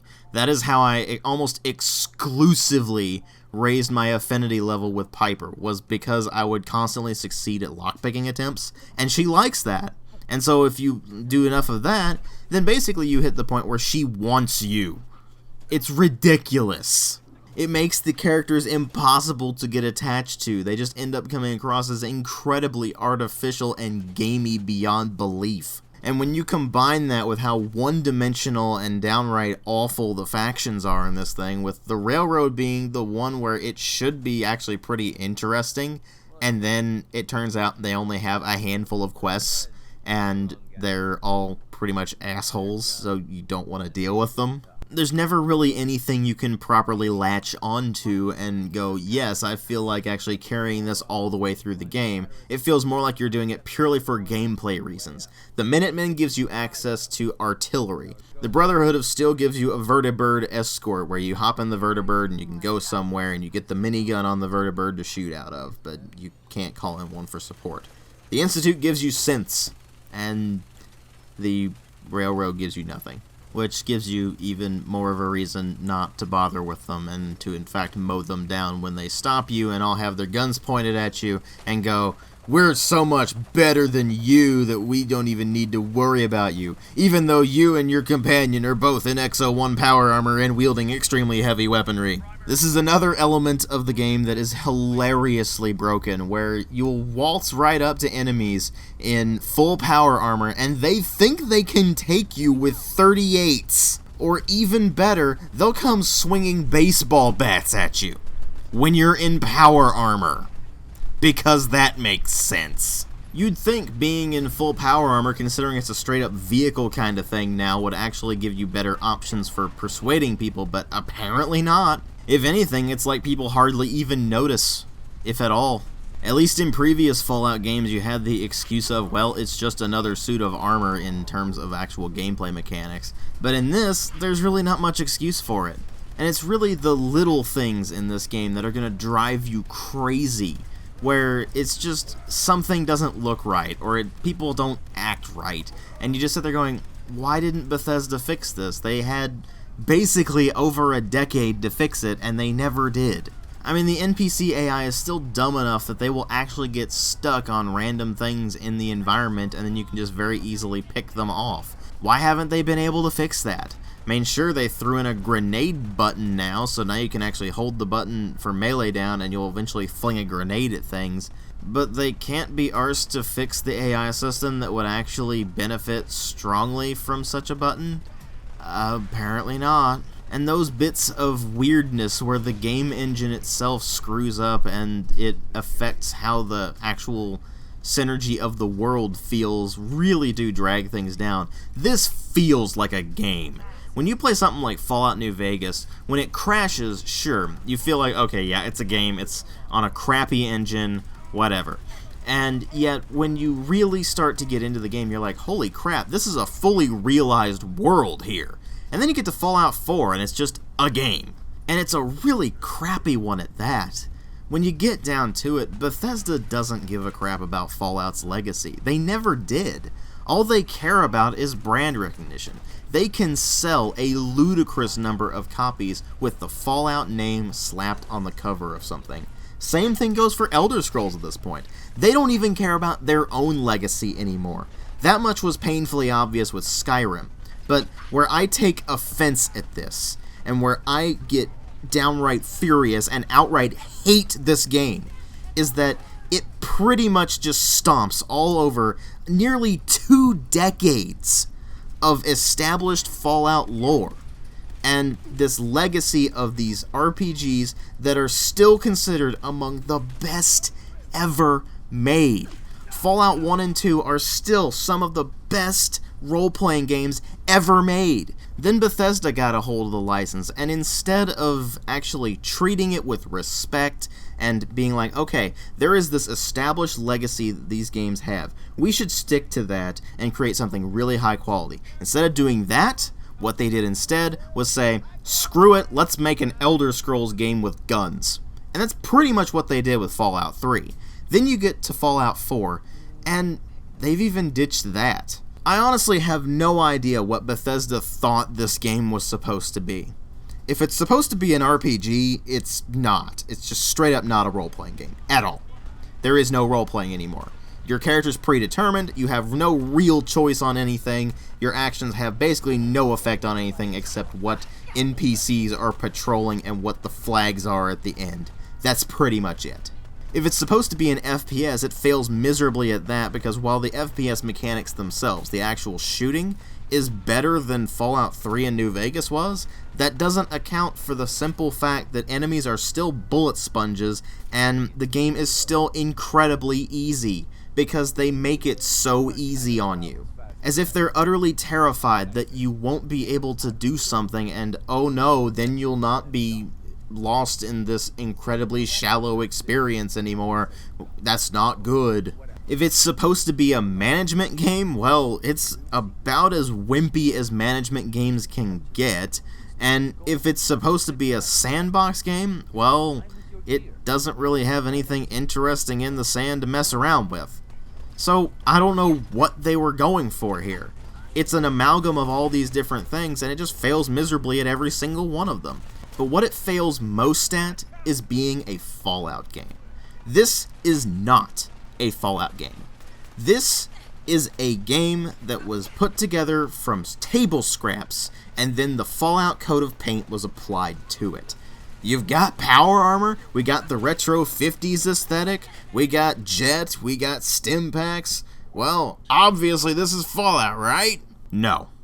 Bethesda never understood what Fallout was. They made that abundantly clear with Fallout 3. But this game is downright insulting. It is incredibly insulting to a Fallout fan who has watched their series turn from these masterful RPGs to whatever the living hell this is supposed to be. It is insulting to your intelligence as a person, with so many nonsensically stupid things in the writing and in the gameplay that render it ridiculous and impossible to suspend your disbelief, let alone go along with the aberrant stupidity it's trying to get you to engage in.